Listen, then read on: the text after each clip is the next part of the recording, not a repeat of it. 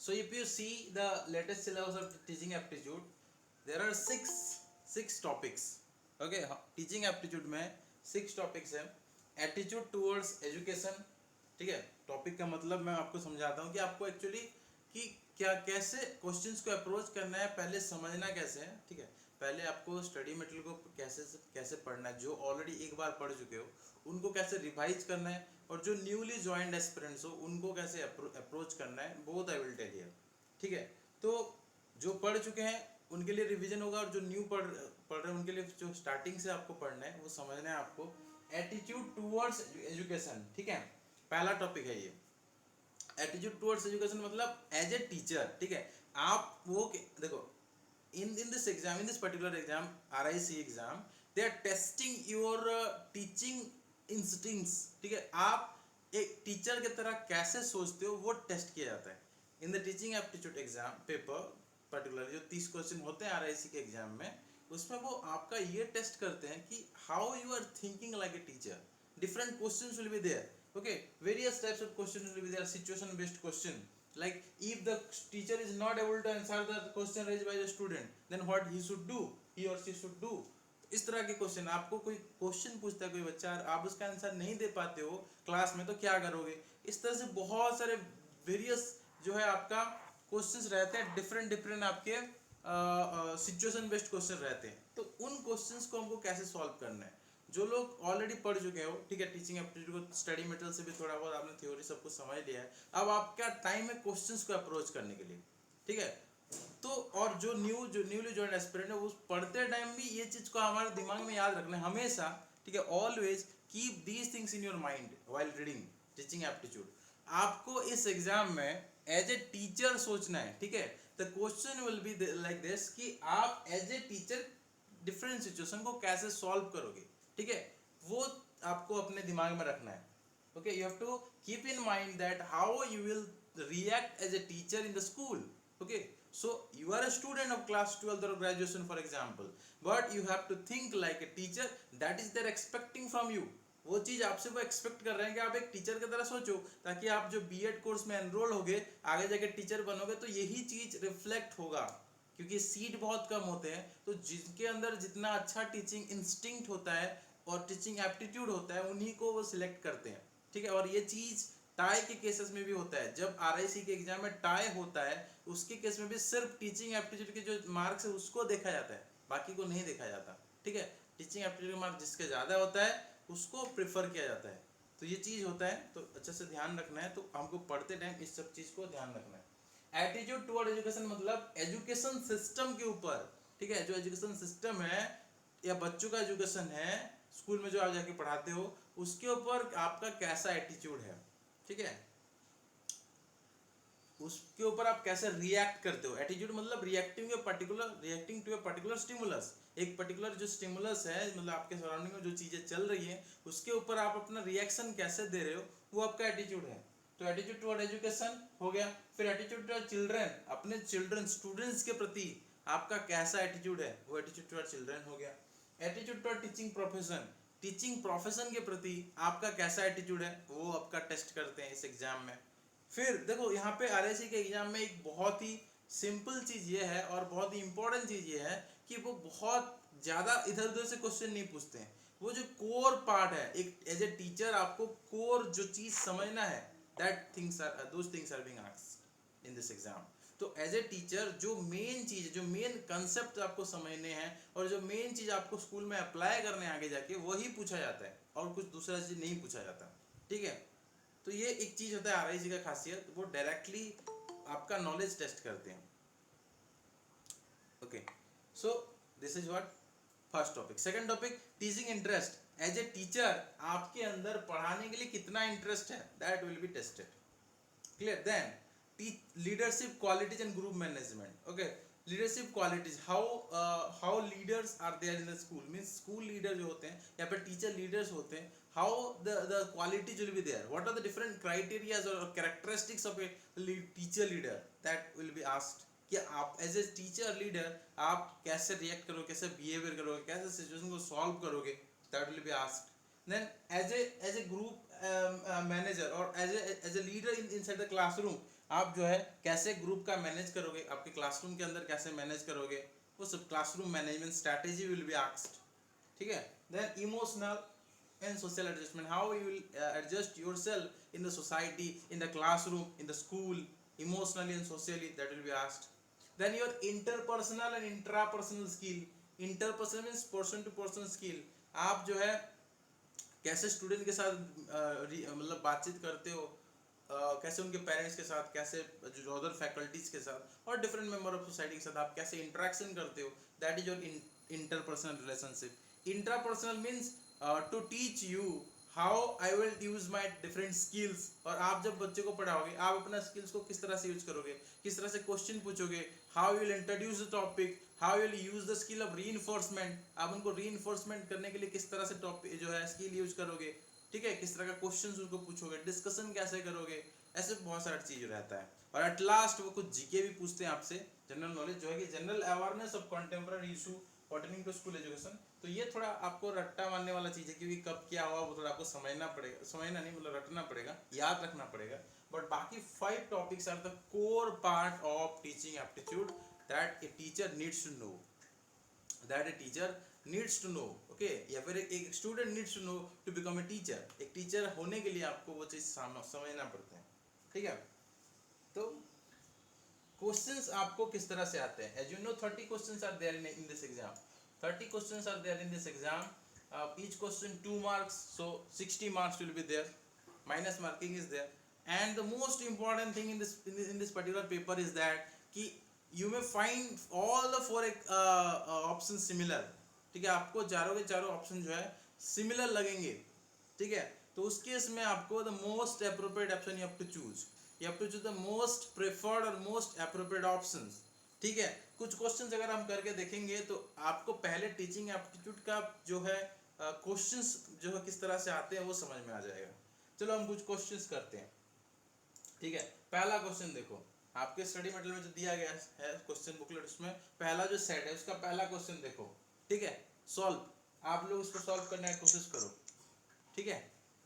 If the teacher is not able to answer the question raised by a student, यदि शिक्षक एक विद्यार्थी के द्वारा पूछे गए प्रश्न का उत्तर देने में समर्थ नहीं होते हैं तो उस केस में क्या करना पड़ेगा, क्या करेंगे वो। He should avoid responding, he should give an interim answer to avoid embarrassment, ठीक है, उत्तर देने से बचेंगे, शर्मिंदगी से बचने के लिए कुछ अंतरिम वैकल्पिक उत्तर दे देंगे, या admit in the class that he will try to find the solution and give the answer in the next class, मतलब नेक्स्ट क्लास में बोलेंगे, वो एडमिट करेंगे मुझे अभी नहीं आता मैं नेक्स्ट क्लास में बताऊंगा, इस तरह से एडमिट करेंगे, या pose this question to the class, ठीक है। विद्यार्थियों के सामने प्रश्न रखना और उन्हें अगली कक्षा में तैयार होके आने के लिए कहना, ठीक है। तो ये क्या करेंगे इस केस में टीचर, बताओ आप लोग क्या करना चाहिए आपके हिसाब से। ये टीचर फॉर एग्जांपल आपको नहीं पता बिल्कुल टीचिंग एप्टीट्यूड, तो आपको क्या करना चाहिए, मतलब आप क्या आंसर करोगे इस केस में। Third option, third option, okay, very good very good. So see as a teacher we should free with the students, we should feel free with the students, okay, we should be we should maintain a friendly relationship with the students, हमें students के साथ free रहना है, हमें students के साथ friendly relationship को maintain करना है, ठीक है। And the most important thing we are working for the benefit of the students, ठीक है। तो हम स्टूडेंट्स का बेनिफिट के लिए काम कर रहे हैं, तो कुछ ऑप्शंस आप आराम से एलिमिनेट कर सकते हो। You should avoid responding, this will not, you will not do, because आप जो स्टूडेंट्स के बेनिफिट के लिए काम कर रहे हो। In the present education system is student centred education system. Those who are new aspirant they can write these points that I am telling now, मैं जो बोल रहा हूँ आप लिख सकते हो। Present education system is student centred education system, पहला पॉइंट, ओके। सेकंड पॉइंट लिख सकते हो आप कि it is also society centred education system, ठीक है। Teacher works as per the need and desire of the society, ठीक है। ये तीन आप चीज, 2 पॉइंट आप लिख सकते हो कि present education system is student centred education system and it is also society centred education system. तो आज का जो सिस्टम है हम लोग यहाँ पे स्टूडेंट्स के स्टूडेंट्स के लेवल, मेंटल लेवल, स्टूडेंट्स के अंडरस्टैंडिंग लेवल, स्टूडेंट्स का नीड के अकॉर्डिंग हम उनको समझाते हैं. And the most important thing is that should be in accordance to the need and desire of the society. Society जिस तरह से चाहता है आपको, आप बच्चों को बनाओ, आपको बच्चों को उसी तरह का नॉलेज देना होगा, उस तरह का प्रिपरेशन उनको कराना होगा. ठीक है, तो you should avoid responding will not B the answer, never. ये जो है ये कभी आंसर नहीं होगा. ठीक है, तो आपको रेस्पॉन्डिंग से मतलब बचना नहीं है. ठीक है, you should definitely respond to their queries. Then interim answer, देखो एज ए टीचर हमको गलत सलत नहीं बोलना है. अगर आता है तो सही है, नहीं आता है तो मत बोलो. ठीक है, इंटरिम आंसर कभी नहीं देना है, वैकल्पिक आंसर आपको कभी नहीं देना है. ठीक है, and the fourth option if you see, pose this question to the class and ask them to come prepared in the next class. The most important thing is that as a duty of a teacher you can do this. ठीक है, you can do this, but as a duty of a teacher, ठीक है, आप एक चीज कर सकते हो कि थोड़ा थॉट प्रोवोकिंग क्वेश्चन है या क्रिएटिविटी को जो है एनहांस करने वाला क्वेश्चन है, तो आप ये कर सकते हो. लेकिन as a duty of a teacher आपको सबसे पहला चीज कि खुद बच्चों को प्रिपेयर करना. जो कोई बच्चा डाउट्स पूछता है तो आपको क्या करना होगा कि आपको पहले उनको एक्सप्लेन करना होगा वो कॉन्सेप्ट. फिर उसके बाद सेम सिमिलर टाइप का क्वेश्चन अगर आता है तो फिर आप जो है बच्चों को वहाँ पे ये जो एक तरह का ग्रुप डिस्कशन चीज है कि आप उनको बोलोगे कि ये क्वेश्चन जो आप प्रिपेयर होके आओ और डिस्कशन करेंगे हम लोग. तो अगर आपने वो चीज पढ़ाया हुआ है, उसके ऊपर डिस्कशन हुआ है, तो फिर सिमिलर टाइप ऑफ क्वेश्चन आप ग्रुप डिस्कशन के लिए छोड़ सकते हो क्लासरूम के अंदर. ठीक है, तो द मोस्ट प्रिफर्ड ऑप्शन क्या होगा? The most preferred option will be the third one. ये भी हो सकता है आपको, देखो एलिमिनेशन मेथड से आपने पहला दो ऑप्शन तो आपने डिलीट कर दिया. ठीक है, एलिमिनेशन मेथड से आपने फर्स्ट और सेकंड ऑप्शन को आपने एलिमिनेट कर दिया. तो आपका थर्ड और फोर्थ में कोई एक चूज करना है कि आइदर टीचर बोलेंगे या फिर स्टूडेंट्स को जो डिस्कस करने के लिए बोलेंगे. दोनों में से कोई एक चूज करना है. तो यहाँ पे देखो एज ए पहला चीज क्या है कि बच्चों को नहीं पता होगा, ऐसा कुछ चीज हो सकता है, या फिर कोई बच्चा जो है कोई आउट ऑफ सिलेबस का क्वेश्चन पूछ सकता है. तो हर एक क्वेश्चन को तो आप you can not put in the group discussion. Yes और no? Student may ask any type of question, you cannot put all those questions in the group discussion. So as a duty of a teacher you have to first answer them. Okay, you can go to your room or you can consult your colleague and then you can answer in the next class. You can do that, but you can do that. आप जो admit करो class में कि मुझे इसका solution अभी नहीं पता, मैं नेक्स्ट क्लास में बताऊंगा. ठीक है, लेकिन एक बार बताने के बाद सिमिलर टाइप ऑफ क्वेश्चन को आप ग्रुप डिस्कशन में रख सकते हो. तो ये चीज इंपॉर्टेंट है. तो क्योंकि यहाँ पे कोई स्पेसिफिक क्वेश्चन नहीं बोला है तो कोई भी क्वेश्चन आउट ऑफ सिलेबस बच्चे पूछ सकते हैं. तो उस केस में टीचर को ही आंसर देना पड़ता है. And this will be the most preferred option. तो टीचिंग एप्टीट्यूड में सबसे बेस्ट टेक्निक है क्वेश्चंस को सॉल्व करने के लिए, that is the elimination technique. ठीक है, that is the elimination technique you can use while solving the questions of teaching aptitude. ठीक है, इस तरह से देखो, इस तरह से basic requirement of teaching efficiency क्या है. Now see, if you see the syllabus, okay, aptitude is not written in the syllabus. ठीक है, aptitude your teaching aptitude topic का नाम है. एक्चुअली टॉपिक का नाम क्या है? टीचिंग एप्टीट्यूड और एटीट्यूड. अगर आप सिलेबस देखोगे टीचिंग एप्टीट्यूड और एटीट्यूड लिखा हुआ है. ठीक है, लेकिन ऐसा डायरेक्टली जो है एप्टीट्यूड करके कोई पॉइंट्स में नहीं है, लेकिन फिर भी आपको वो चीज पढ़ना है. एप्टीट्यूड, एप्टीट्यूड क्या है? What is aptitude? Okay, aptitude of any student is the internal ability of a talent. एक स्टूडेंट्स का एप्टीट्यूड क्या होता है? उसके अंदर का एबिलिटी और टैलेंट जो उसको डिफरेंट बनाता है दूसरों से. Okay, aptitude of any student is the internal ability और टैलेंट दैट मेक्स हिम और हर डिफरेंट फ्रॉम अदर.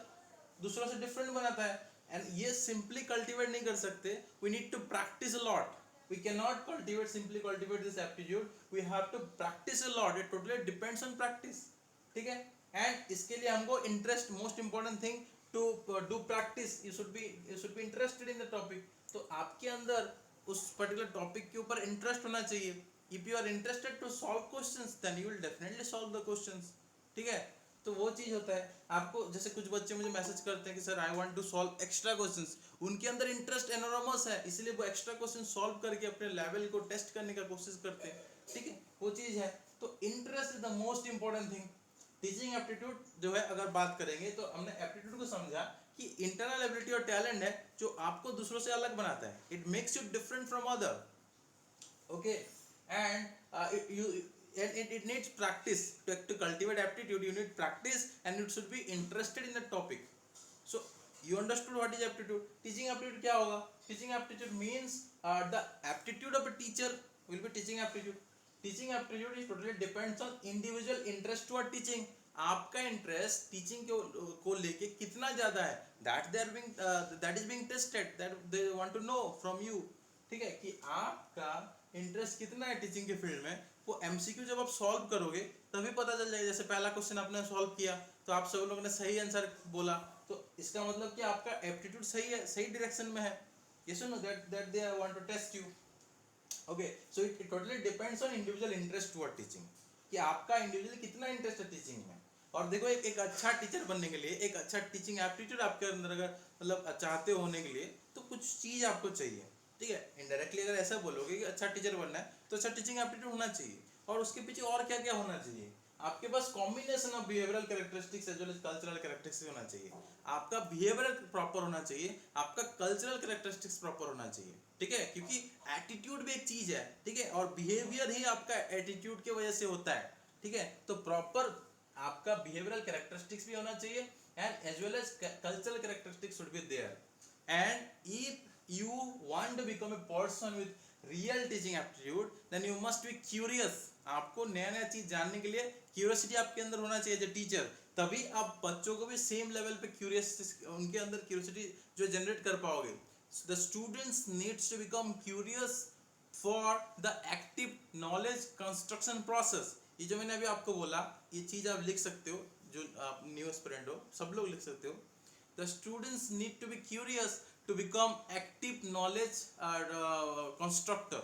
ठीक है, the student need to be curious to become active knowledge constructor or for the active knowledge construction process. Yes or no? The students need to be curious for the active knowledge construction process. That is a requirement of present education system. अभी का education system में students को क्या हम लोग चाहते हैं student के ऊपर, कि स्टूडेंट सेंटर एजुकेशन सिस्टम है और स्टूडेंट को हमको सब कुछ नहीं पढ़ाना है. We should make them active knowledge constructor.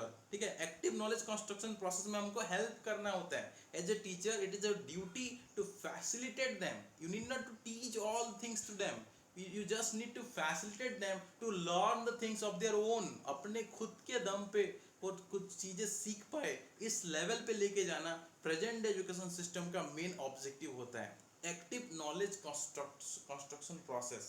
ठीक है, active knowledge construction means while you are teaching the student should interact with you properly. आपके साथ प्रॉपर इंटरेक्शन होना चाहिए. और वो कैसे होगा? वो प्रॉपर इंटरेक्शन होने के लिए आपको चाहिए ओपन माइंडेडनेस. पहला तो क्यूरियोसिटी हो गया. Second, you should be open minded. You should have in depth knowledge in your subject content. Okay, you should have proper communication skill. आप ये सब पॉइंट्स लिख सकते हो. ठीक है, या फिर रिकॉर्डेड वीडियो में बाद में देख के लिख सकते हो. ठीक है, you should have in-depth knowledge in your subject. You should have proper communication skill. You should use proper teaching method. You should have proper teaching skills. ठीक है, इस तरह से as well as you should have love and faith for your students. इस तरह से 7-8 points आपके होते हैं एक प्रॉपर टीचर बनने के लिए. तो उसके ऊपर भी एक क्वेश्चन आया था. देखो, जो स्टडी मटेरियल में दिया हुआ है एग्जैक्टली उसी के ऊपर क्वेश्चन आया है सब कुछ. Basic requirement of teaching efficiency क्या है? आप लोग बताओ, सब लोग, इसका आंसर क्या होगा? प्रभावी शिक्षक, प्रभावपूर्ण शिक्षक के आधारभूत आवश्यकता क्या है?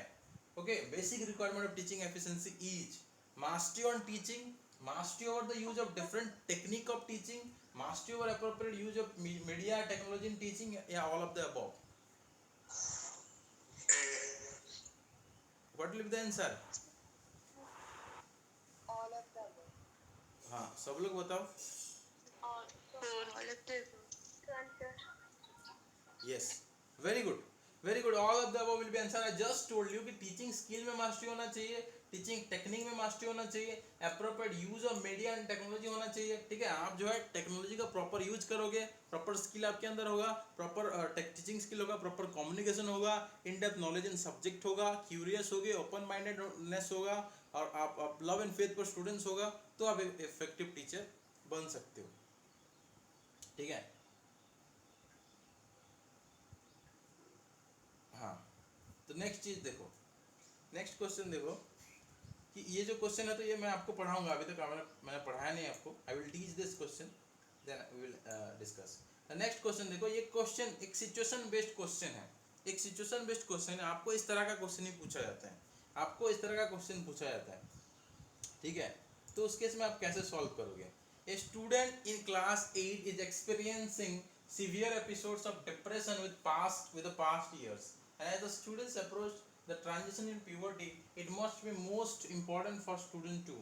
यहाँ पे एज ए स्टूडेंट आपको पूछ रहा है, ठीक है, ठीक है, एज ए स्टूडेंट क्या करना चाहिए पूछ रहा है, और वो भी आपको आंसर देना है एक इंटेलिजेंट स्टूडेंट के हिसाब से, जो कि आगे जाके एक प्रॉपर गाइड बन सकता है या टीचर बन सकता है। तो कक्षा 8 के एक विद्यार्थी पिछले वर्ष से अवसाद की गंभीर परेशानी अनुभव कर रही है, जबकि वह वयस आदि के संक्रमण समय में पहुंच रही है। उसके लिए यह बहुत महत्वपूर्ण, क्या महत्वपूर्ण होगा उनके लिए, ठीक है। तो प्यूबर्टी के स्टेज में वो पहुंच रहे हैं, उनके जो है फिजिकल अपीयरेंस में चेंजेस होता है, उनका जो बायोलॉजिकल डिफरेंट चेंजेस होता है, और साइकोलॉजिकली भी उनके ऊपर बहुत सारे जो है चेंजेस उनके अंदर होता है। तो उस केस में क्या करना चाहिए? Consider changing the school, is this A solution? कि आपके आप जब आपका जो उस पर्टिकुलर एज में आप पहुंचोगे, फिजिकल बायोलॉजिकल और साइकोलॉजिकल चेंजेस आपके अंदर हो गए, आप कहीं भी जाओगे तो वो चेंज तो नहीं हो जाएगा, सेम ही रहेगा, जो चेंजेस आपके अंदर आ रहे हैं वो सेम रहेंगे।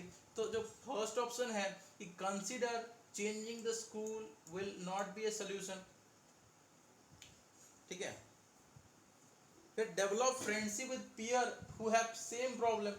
देखो इससे क्या होगा, आपके जो पीयर्स होंगे उनके साथ फ्रेंडशिप डेवलप करने से, आप इसका आंसर बताओ, what should be the answer of this question, what you think about this? Option 4। हाँ, ओके ओके, सब लोग आंसर बताओ। आई एम एक्सप्लेनिंग, आप खुद से सोच के आंसर बताओ। विद्यालय बदलने के बारे में विचार नहीं करना है, क्योंकि आप किसी भी विद्यालय में जाओगे, चेंज विल नॉट बी, जो आपके जो प्रॉब्लम है वो सॉल्व नहीं होगा। फ्रेंडशिप डेवलप करने से थोड़ा बहुत आपको राहत मिल जाएगा, लेकिन आप कुछ मतलब शेयर कर पाओगे, but the most important thing, it is not the most important thing, ठीक है, ठीक है। उनके सहपाठियों के साथ मित्रता करने यहाँ पे इससे कुछ फायदा आपका नहीं होगा। रिलाई ओनली ऑन फैमिली और मेंबर फॉर हेल्प। देखो आपको फैमिली मेंबर, जो फैमिली मेंबर होंगे वो हमेशा हेल्प तो करेंगे डेफिनेटली, कि your family member will help you, ठीक है, your family member will help you definitely, but always you can not take their help, ठीक है, always you can not take their help. For example जो है different आपके जो मतलब things होते हैं, ठीक है, उस टाइम, उस पर्टिकुलर टाइम में जो स्टार्ट होता है, इसके ऊपर जैसे मूवीज, कुछ शॉर्ट फिल्म्स भी बनते हैं ना, जो मेंस्ट्रुअल जो साइकिल स्टार्ट होता है, ठीक है, जो उसके ऊपर कुछ शॉर्ट फिल्म होता है कि एक बच्चा जो है होता है वो शेयर नहीं कर पाती है, लड़की छोटे से बच्ची होती है वो शेयर नहीं कर पाती है, उसको नहीं पता होता कि वो क्या बोले, किसके साथ कंसल्ट करे, तो वो उस टाइप का चीज़ होता है। तो फिर वो बहुत दिक्कत से उसके पापा जो थे उसको समझाते हैं कि बेटा ये सब चीज़ आपने देखा होगा, आई थिंक वो शॉर्ट एक फिल्म होता है। तो आप सबसे बेस्ट क्या है, बहुत सारा प्रॉब्लम है, ठीक है, बहुत सारे मतलब आपके सामने बहुत सारी दिक्कतें आएंगी, तो सबसे बेस्ट क्या हो सकता है आपके, और फैमिली मेंबर हमेशा आपके सामने होंगे, दैट इज नॉट, यहाँ पे क्या लिखा है, रिलाई ओनली लिखा है, रिलाई ओनली, ठीक है, it is written rely only. तो आप जब बाहर हो गए, मान लो आप स्कूल में और वो प्रॉब्लम अगर स्टार्ट होता है आपका, तो किस मतलब फैमिली मेंबर को तो हमेशा रिलाई नहीं कर सकते, ठीक है। इसके ऊपर मूवी है ना, बैडमैन करके एक मूवी भी है, वहाँ पे अगर वो घर जाके मतलब, आप लोग समझ रहे हो मैं क्या बोल रहा हूँ, तो हमेशा जिस कोई कोई चीज़ इमरजेंसी जब होता है तो उस केस में आप हमेशा फैमिली के ऊपर रिलाई नहीं कर सकते, ये रिलाई ओनली ऑन फैमिली लिखा है, चीज़ सही है, फैमिली पे रिलाई करना है, लेकिन ओनली इज नॉट करेक्ट, ठीक है, केवल परिवार के साथ अगर आप निर्भर होगे तो दैट इज नॉट करेक्ट। तो एलिमिनेशन मेथड से ही हमने सॉल्व कर दिया ये क्वेश्चन को, ठीक है, एलिमिनेशन मेथड से ही सॉल्व हो गया, लेकिन समझो ये यहाँ पे क्या लिखा है, learn to access counselling services needed, आवश्यकता अनुसार परामर्श सेवा के बारे में जानकारी करना सीखना है, आपको कब किस चीज का जरूरत पड़ेगा, किस चीज के मतलब कौन आपको हेल्प करेगा, इन सब चीजों के बारे में आपको जो है जानकारी दिए जाएंगे, तो आपको उस चीज का लर्निंग मतलब होना चाहिए, और ये नॉलेज आपको आपके फैमिली दे सकते हैं, आपके फ्रेंड्स, आपके टीचर्स, कोई भी दे सकता है, ठीक है। तो this is the most important thing, because आप धीरे धीरे करके आप और बड़े होंगे, तो इसीलिए आपको आवश्यकता के अनुसार किस किस कहाँ कहाँ आपको परामर्श लेना है, कौन कौन सा सोल्यूशन आपको अडॉप्ट करना है, वो आपको सीखना पड़ेगा एज ए स्टूडेंट, ठीक है ना। तो that's the most important thing, and as a teacher also you should teach them for this different things, ठीक है। तो ये जो है बेस्ट ऑप्शन है, क्लियर। तो मोस्ट इंपॉर्टेंट पूछा है तो आपको खुद से सीखना होगा डिफरेंट चीज, ठीक है। तो ये एक मोस्ट इंपॉर्टेंट, देखो यहाँ पे फ्रेंडशिप जो है ये भी ठीक है, लेकिन आपको वहाँ पे जो मोस्ट इंपॉर्टेंट पूछा है तो आपको मोस्ट इंपॉर्टेंट को आंसर करना है, ठीक है। दो अगर है तो दोनों में से एक तो मोस्ट इंपॉर्टेंट होगा, तो fourth one is the most important and you can means choose that particular option, ठीक है।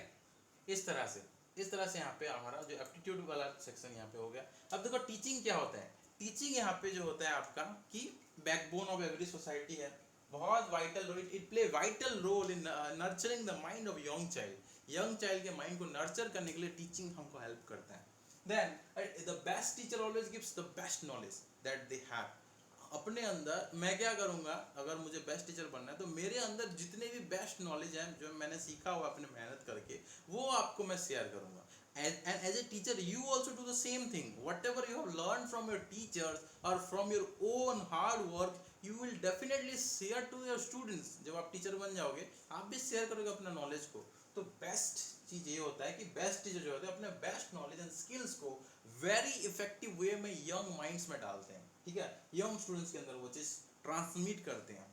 Okay, teaching basically means interaction of teacher and student in an active manner। Active participation is the most important thing, it is a keyword, interest एक keyword है, active participation की phrase या की term बोल सकते हो, ठीक है। Active participation should be there inside classroom, the teacher and student should be actively involved in the teaching learning process। सिर्फ टीचर बोलेंगे स्टूडेंट सुनेंगे चुपचाप नोट डाउन करेंगे, ब्लैक बोर्ड में जो टीचर लिख रहे हैं उसको नोट डाउन करेंगे, that is not the present day system, that was the system of traditional education system। Now in the modern education system the teacher and students should interact in an active manner। Teacher कुछ question पूछेंगे student उसका answer देंगे, student कुछ question पूछेंगे teacher will have to answer those questions. So this is active participation. So teaching is interactive way, okay, interactive way में interaction होता है teacher and student के बीच में, and where both participate for their mutual benefits. Teacher का benefit क्या है कि वो अपना नॉलेज लेवल को ट्रांसमिट कर पा रहे हैं बच्चों के साथ अब नॉलेज को, और ऑब्जेक्टिव जो है सिलेबस फुलफिल करना, उनको इफेक्टिव सिटीजन बनाना, वो फुलफिल हो रहा है। एंड एज ए स्टूडेंट उनको अच्छे जो है सिटीजन बनना है, सोसाइटी में अच्छे मार्क्स लाने हैं और नॉलेज सीखना है, वो फुलफिल हो रहा है, both are being fulfilled. So both have own target and own objective that will be fulfilled by this education system. तो बहुत सारे लोग बहुत अलग अलग वे में टीचिंग को डिफाइन करते हैं, ठीक है। सो बेसिकली अगर हम समराइज करके बोलेंगे तो teaching includes all the activity of providing education to other. सबको जो है हम एजुकेशन प्रोवाइड करते हैं। The person who provides education is called a teacher and the teacher use different methods for giving best knowledge to student, ठीक है। Teacher जो है बेस्ट नॉलेज अपने शेयर करने के लिए डिफरेंट मेथड्स यूज करते हैं, ठीक है। और जो पर्सन आपको एजुकेशन देता है ही is called teacher. The teacher tries to make understand the student, ठीक है, make the student understand different topic. वो अपने स्टूडेंट को क्या करते हैं, एनकरेज टू लर्न देम, ठीक है। जो सब्जेक्ट वो पढ़ाते हैं उसको एनकरेज, स्टूडेंट्स को एनकरेज करते हैं कि उसको सीखो। And it is simply mean interaction, ठीक है, हमने देखा इसमें म्यूचुअल बेनिफिट के लिए बहुत दोनों पार्टिसिपेट करते हैं, both have different goals and objective, okay. So अगर हम सिमिलर समराइज करेंगे टीचिंग एप्टीट्यूड को, तो टीचिंग एप्टीट्यूड क्या है, it is the process of attending the people's needs, experience, feeling and making specific intervention to help them learn particular things, ठीक है, particular things सीखने के लिए। so teaching aptitude is the process of attending people's need। pupils आप मान सकते हो people को, मतलब जो students का need, experiences, feeling and उसको समझ के और जो specific intervention चाहिए उसको provide करने का जो process है वो है आपका teaching, और उसमें आपका जो नॉलेज लग रहा है उसको हम टीचिंग एप्टीट्यूड कहते हैं, ठीक है। सो टीचिंग एप्टीट्यूड प्रोसेस, ठीक है, द प्रोसेस जिसमें आप इन सब चीज का जो यूज कर पा रहे हो, उनका नीड को समझ के उनको पढ़ा रहे हो, अटेंड कर रहे हो उनका नीड, उनका एक्सपीरियंस को, उनका फीलिंग को आप अटेंड कर रहे हो, प्लस आप उनको ज्यादा अच्छे से समझाने के लिए you are doing some specific intervention, जो भी आप like teaching methods, different teaching method, different teaching skills, कुछ भी आप यूज कर रहे हो to make them understand properly, you are doing specific intervention for them, that is also included in the teaching aptitude। Intervention means what? You are asking different questions. Okay, you are listening to their questions. You are giving different information to the students. You are explaining some phenomena to them to make them understand or more properly. Okay, ठीक है, or more simply, you are also demonstrating different skills and processes before them, like practicals आप कर रहे हो, और ताकि उनका जो लाइफ लॉन्ग लर्निंग उनके अंदर हो जाए, लॉन्ग टर्म मेमोरी उनके अंदर आ जाए. ठीक है, टेस्टिंग अंडरस्टैंडिंग एंड कैपेसिटी, उनके अंडरस्टैंडिंग को आप टेस्ट करते हो थ्रू एग्जाम्स, उनके कैपेसिटी को टेस्ट करते हो. ठीक है, एग्जाम्स के थ्रू. और फैसिलिटेटिंग लर्निंग एक्टिविटी, आप उनके लर्निंग एक्टिविटी को फैसिलिटेट कर रहे हो, like you are giving notes दे रहे हो, note taking, discussion, assignment writing, your आप सिमुलेशंस, प्रैक्टिस, डिफरेंट चीज आप कर रहे हो. ठीक है, तो as a teacher you are doing all this things. And एक बिंगहाम बोल के एजुकेशनल साइकोलॉजिस्ट जिन्होंने बोला था कि teaching aptitude is a specific ability, specific potentiality, interest, satisfaction and fitness in teaching profession. एक टीचिंग एप्टीट्यूड क्या है? एक स्पेसिफिक एबिलिटी है, एक पोटेंशियलिटी है, एक इंटरेस्ट है टीचर के अंदर, जिससे टीचर जो है सेटिस्फाई होकर डिफरेंट काम करता है और वो अपने जो है टीचिंग में, ठीक है, अपने जो कैरियर है, अपने प्रोफेशन में फिट है. तो वो जितना ज़्यादा फिट है उतना ज़्यादा उनका एप्टीट्यूड स्ट्रॉन्गर है. जितना ज़्यादा आपका टीचिंग एप्टीट्यूड ज़्यादा होगा उतना स्पेसिफिक एबिलिटी आपके अंदर होगा टीचिंग के फील्ड में डिफरेंट चीज़ को सॉल्व करने के लिए, उतना पोटेंशियलिटी होगा आपको सिचुएशंस को डील करने के लिए, उतना ज़्यादा इंटरेस्ट होगा आपको पढ़ाने के लिए. You will be satisfied in your job and you will also fit in your profession. So if you have all these things, then you have real teaching aptitude. Okay, and the teaching aptitude means interest in teaching work orientation. Teaching work में क्या क्या orientation चाहिए, किस तरह से करना है, different implementation of techniques, teaching technique का किस तरह से implementation आप कर रहे हो, and different methods. So इन सब का जो है combination है teaching aptitude. ठीक है, और अगर हम टीचिंग एप्टीट्यूड एक बहुत बड़ा स्पीयर अगर लेते हैं तो उसमें से छोटा सा एक स्पीयर है टीचिंग स्किल्स. ठीक है, टीचिंग स्किल्स, और टीचिंग स्किल्स जितना ज़्यादा होगा और टीचिंग जो है आपका एप्टीट्यूड उतना अच्छा स्ट्रॉन्ग आपका होगा, डेवलप होगा. ठीक है, तो develop teaching skill you will have, the develop teaching aptitude will be there.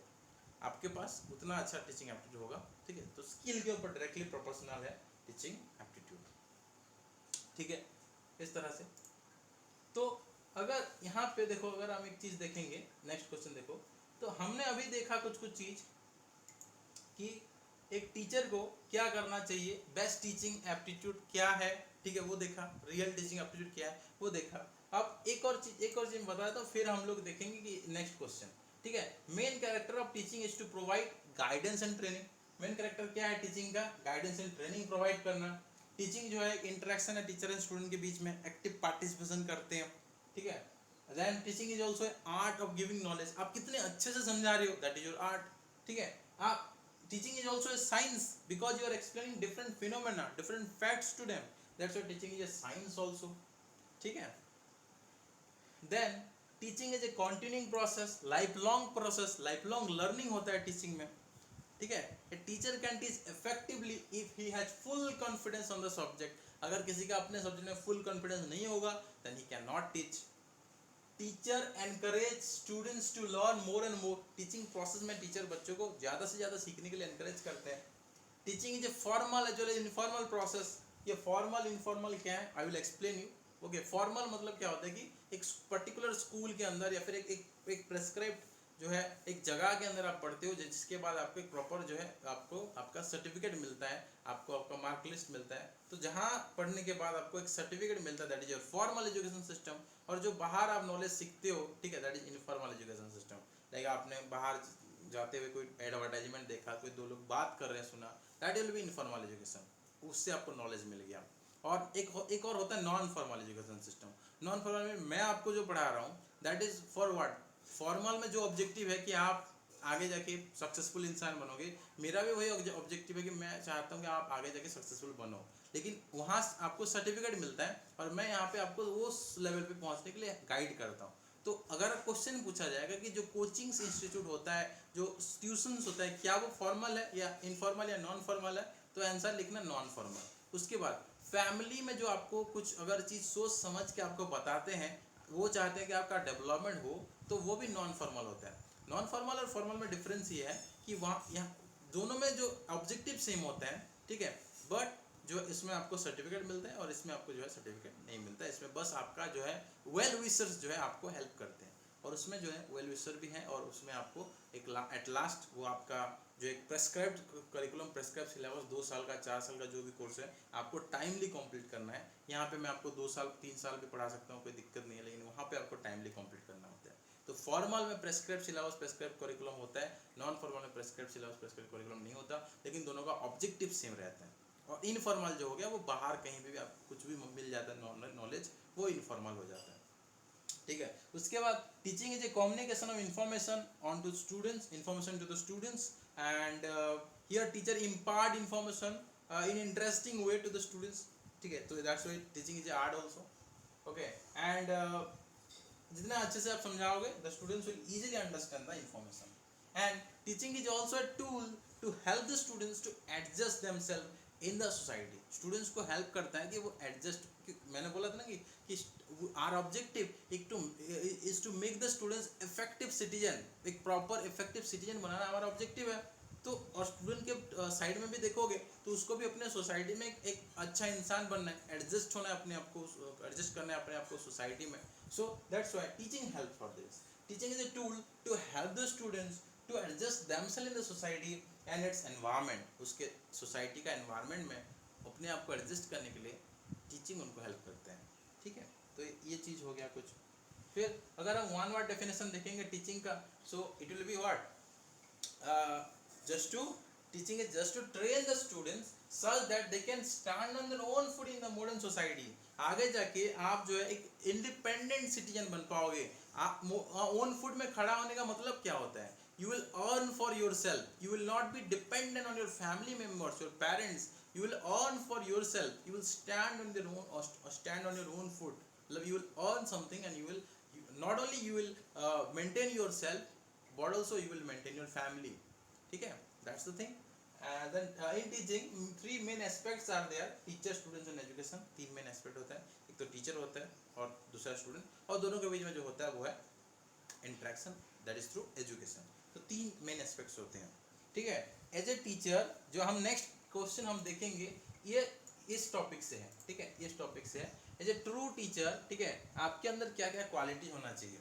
You must identify the weak students, ठीक है। We must as a teacher we must live with the students mentally, उनके mental level के साथ हमको रहना है, उनके mentality को हमको समझना है ताकि हम उनको अच्छे से पढ़ा सकें। We must identify knowledge of students, हम उनके नॉलेज को अच्छे से समझ पाएंगे तभी फिर उसके ऊपर हम जो है एक मान लो वो फाउंडेशन है, जो नॉलेज उनके अंदर है वो फाउंडेशन है, अगर वो प्रॉपर नहीं होगा तो पहले उस फाउंडेशन को हमको स्ट्रॉन्ग करना है, फिर उनको नॉलेज देना है, ठीक है। तो must identify knowledge of the students and build the students on what they have, जो उनके अंदर है, जो क्वालिटी उनके अंदर है, जो जिस चीज में वो परफेक्ट है या आगे उनका ड्रीम है, इंटरेस्ट है, उसी के बेसिस पे हम उनको आगे लेके जाएंगे, ठीक है।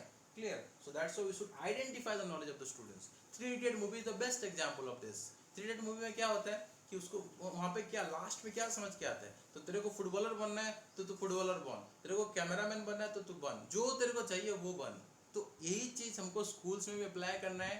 Whatever the students want to become, whatever knowledge they have, we have to help them regarding that, ठीक है। उसी के ऊपर हम उनको हेल्प करना है, ठीक है। Build the students on what they have, ठीक है, ये इंपॉर्टेंट चीज़ है। तो interest is the most important thing, जिस चीज़ के ऊपर इंटरेस्ट है उसी के ऊपर उनको गाइडेंस प्रोवाइड करना प्रेजेंट एजुकेशन सिस्टम का मेन मकसद है। In the traditional education system this kind of independency was not given, ठीक है। स्टूडेंट्स जो टीचर पढ़ाएंगे वही पढ़ना है और आँख बंद करके वेद पाठ करना, जो भी है वही सुनना है बस।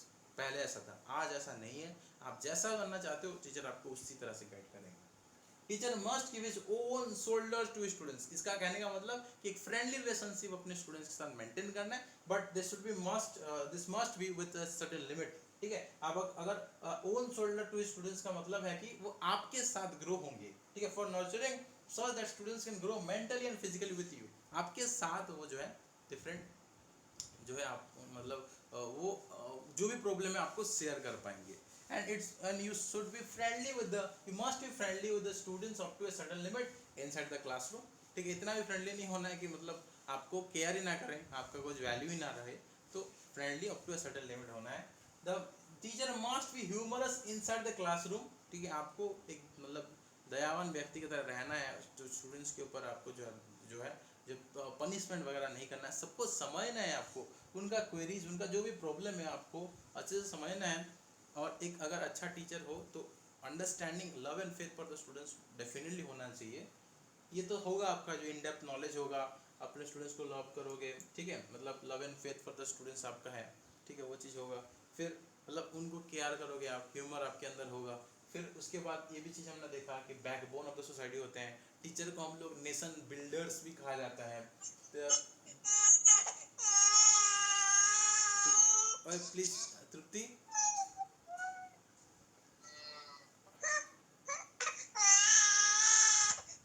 तृप्ति can you mute yourself, mute कर दो तृप्ति।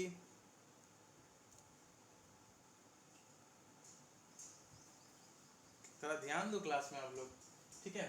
तो teachers are the backbone of any society, ठीक है। Teacher, there are several roles a teacher play to make our society stronger, ठीक है। तो टीचर जो बैकबोन ऑफ द सोसाइटी होते हैं, teacher are the nation builders, क्योंकि हम एक टीचर अपने स्टूडेंट्स को डेवलप करते हैं, उनका मेंटल लेवल को डेवलप करते हैं। तो एक एक स्टूडेंट अगर एक अपने फैमिली को सुधारता है तो हम पूरा अपने नेशन को सुधार सकते हैं। अगर जितने भी आपके जितने भी स्टूडेंट्स हैं, अगर सारे स्टूडेंट का डेवलपमेंट होगा तो इन टर्न उनके फैमिली मेंबर्स का डेवलपमेंट होगा, उनके आसपास के आस पड़ोस की जो सोसाइटी है उसका डेवलपमेंट होगा, और धीरे धीरे करके ये चेंज जो है अपने एक नेशन को डेवलप करेगा। इसलिए टीचर को नेशन बिल्डर्स भी कहा जाता है। एक मूवी है 30 सुपर 30 करके एक मूवी आपने देखा होगा, उसमें स्टार्टिंग में या एंडिंग में शायद एक चीज़ बोलता है, जो मूवी को नरेट करता है, जो ठीक है, मतलब जो स्टार्टिंग में नरेट करता है लास्ट में कोई एंड करता है, तो वो बोलता है जो एक बार जो बच्चा पढ़ लेता है ना, वो सिर्फ अपना जो फ्यूचर है, अपने फैमिली का फ्यूचर नहीं चेंज करता, वो उसके बाद का जनरेशन, उसके बाद का जनरेशन, जैसे 7 जनरेशन तक चेंज कर सकता है। ऐसा एक डायलॉग है सुपर 30 में। तो ये चीज़ है।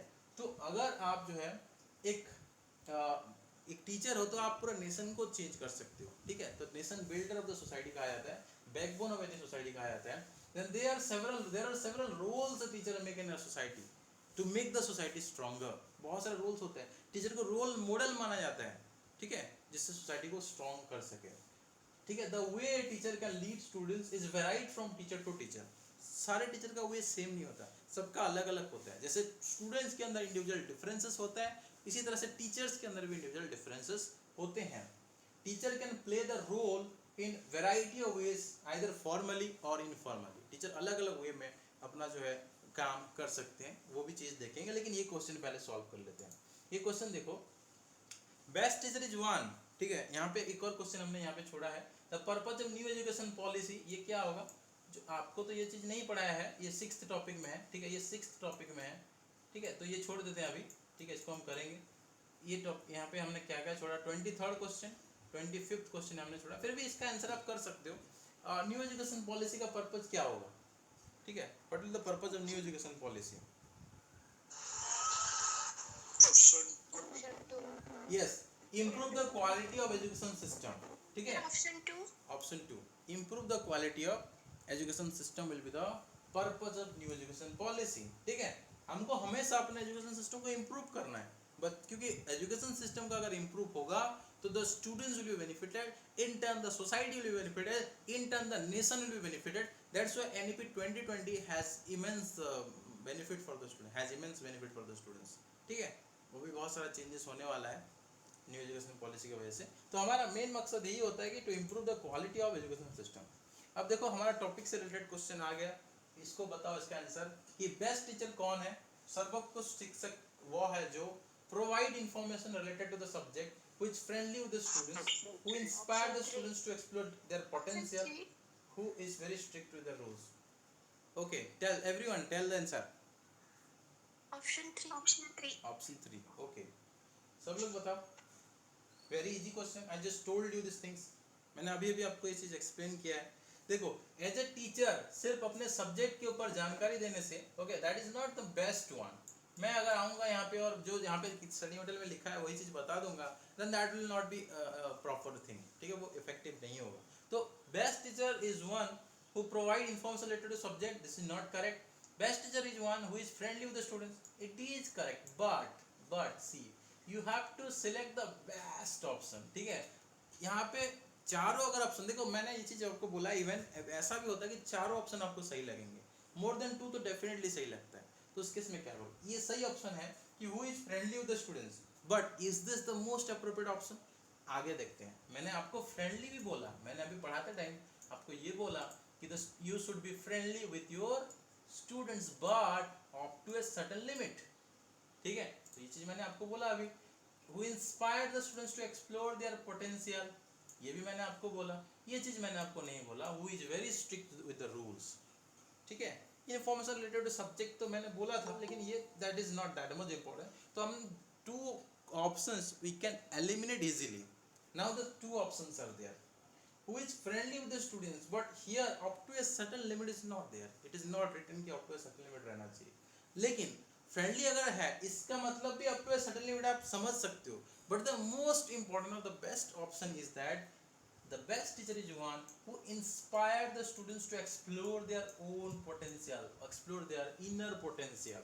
अभी मैंने आपको जो 3 इडियट वाला जो एग्जांपल मैंने आपको दिया, इसका मकसद वही था, ठीक है, कि बच्चों को जो चाहिए, ठीक है, यहाँ पे जो मैंने आपको यहाँ पे जो चीज़ बोला था, ठीक है, वो जिस तरह से आगे बढ़ना, सॉरी ये वाला point second point, teacher must identify knowledge of the students and build the students on what they have. तो उनको क्या करना है, यहाँ पे पोटेंशियल का चीज़ भी मैंने बोला था, एक की वर्ड है बोल के, ठीक है। यहाँ पे उनके अंदर क्या होना चाहिए, पोटेंशियलिटी होना चाहिए, ठीक है, यहाँ पे लिखा है पोटेंशियलिटी। तो ये की वर्ड है, ये सब जितने चीज़ लिखा है ना सब की वर्ड है। तो इसका यहाँ पे जो आंसर होगा, best teacher is one who inspired the students to explore their own potentiality, because सिर्फ फ्रेंडली रहने से you cannot make them develop, आपको बच्चों को डेवलप्ड सिटीजन बनाने हैं। तो सिर्फ फ्रेंडली रहने से आप, इसका मतलब ये नहीं कि वो डेवलप हो जाएंगे, ऑप्शन तो सही है, but the thing is that is it effective one, so it is not the effective one, क्योंकि सिर्फ फ्रेंडली रहने से उनका डेवलपमेंट नहीं होगा।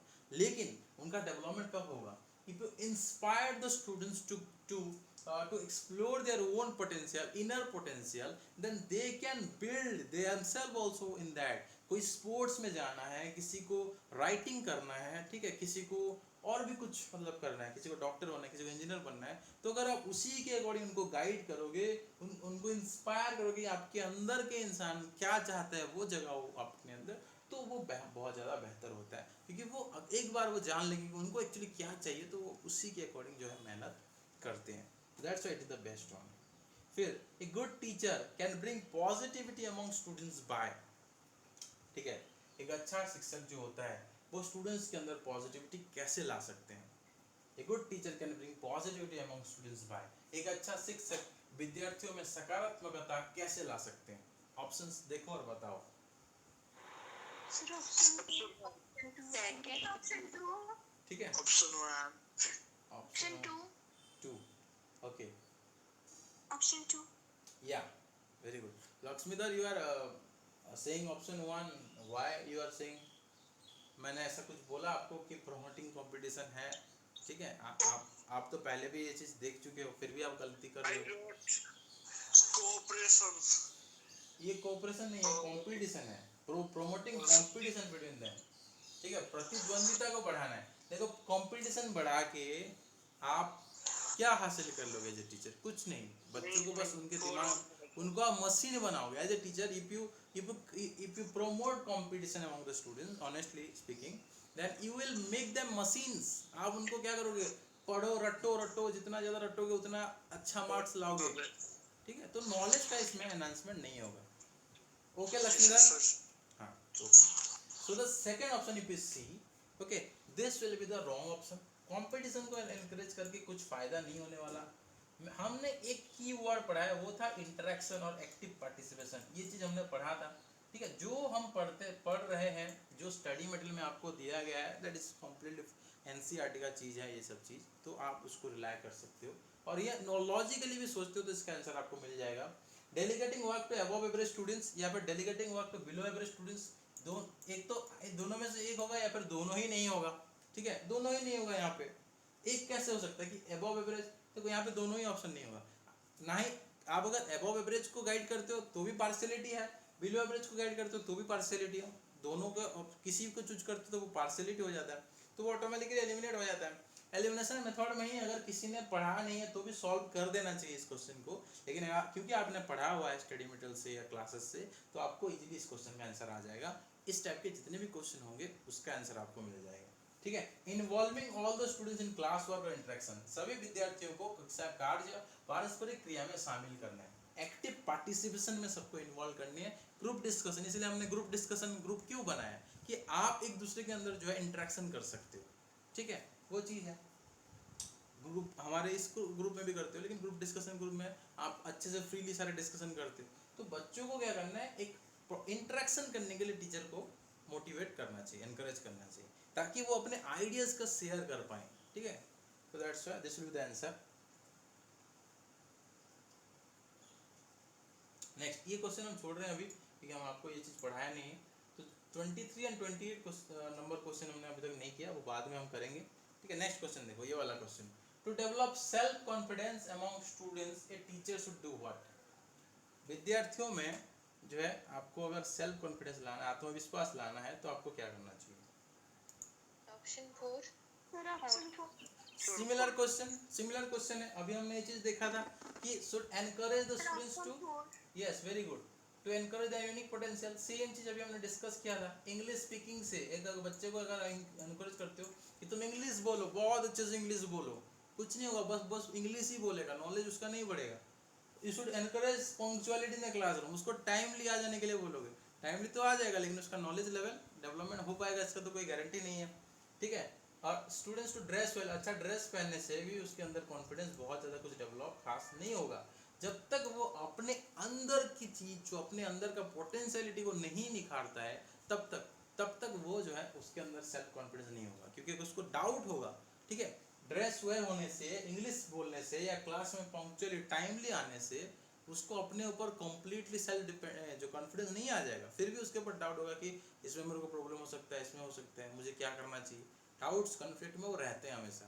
तो अगर वो अपने आप का जो अपने अंदर का जो यूनिक पोटेंशियलिटी को एक्सप्लोर कर लेते हैं, तो उसके ऊपर फिर उनके अंदर सेल्फ कॉन्फिडेंस, यूनिक पोटेंशियल जो है सेल्फ कॉन्फिडेंस आ जाएगा, ठीक है। विद्यार्थियों को उनकी असाधारण क्षमताओं को बढ़ाने के लिए प्रोत्साहित करना एक टीचर का बेस्ट ऑब्जेक्टिव होता है, ठीक है।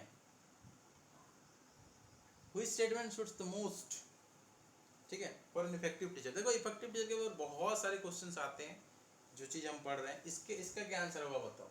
Which statement suits, option 4। Yes very good. देखो लॉट्स ऑफ असाइनमेंट देने से कुछ फायदा नहीं होगा, अभी मैंने बोला इंग्लिश बोल लेने से अच्छे से कुछ नहीं होगा, या फिर रेगुलर क्लास टेस्ट करने से कुछ नहीं होगा, ठीक है। जब आप कोई चीज बोलते हो, if they are related to the real life example और situation of the students, then they can relate that to their life, वो अपने लाइफ के साथ उसको रिलेट कर पाएंगे। और यही चीज हमारे यहाँ पे भी है, ठीक है। हमने जो यहाँ पे कुछ चीज देखा था, इसके अंदर भी वो चीज है, और आगे भी हमारा ये सब चीज आएगा कि एज ए टीचर आपको उनके जो है यहाँ पे देखो ये जो डिफरेंट टास्क ऑफ टीचर के अंदर ये सब चीज़ है, ठीक है।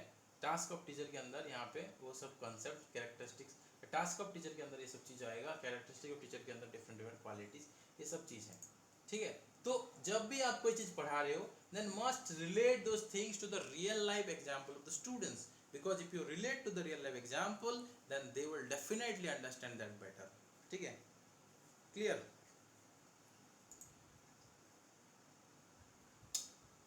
देखो ये भी हमने डिस्कस किया हुआ है, थोड़ा सा आपको समझना है, यहाँ पे आ जाएगा इसका आंसर। बताओ इसका आंसर क्या होगा, आप सोच के बताओ।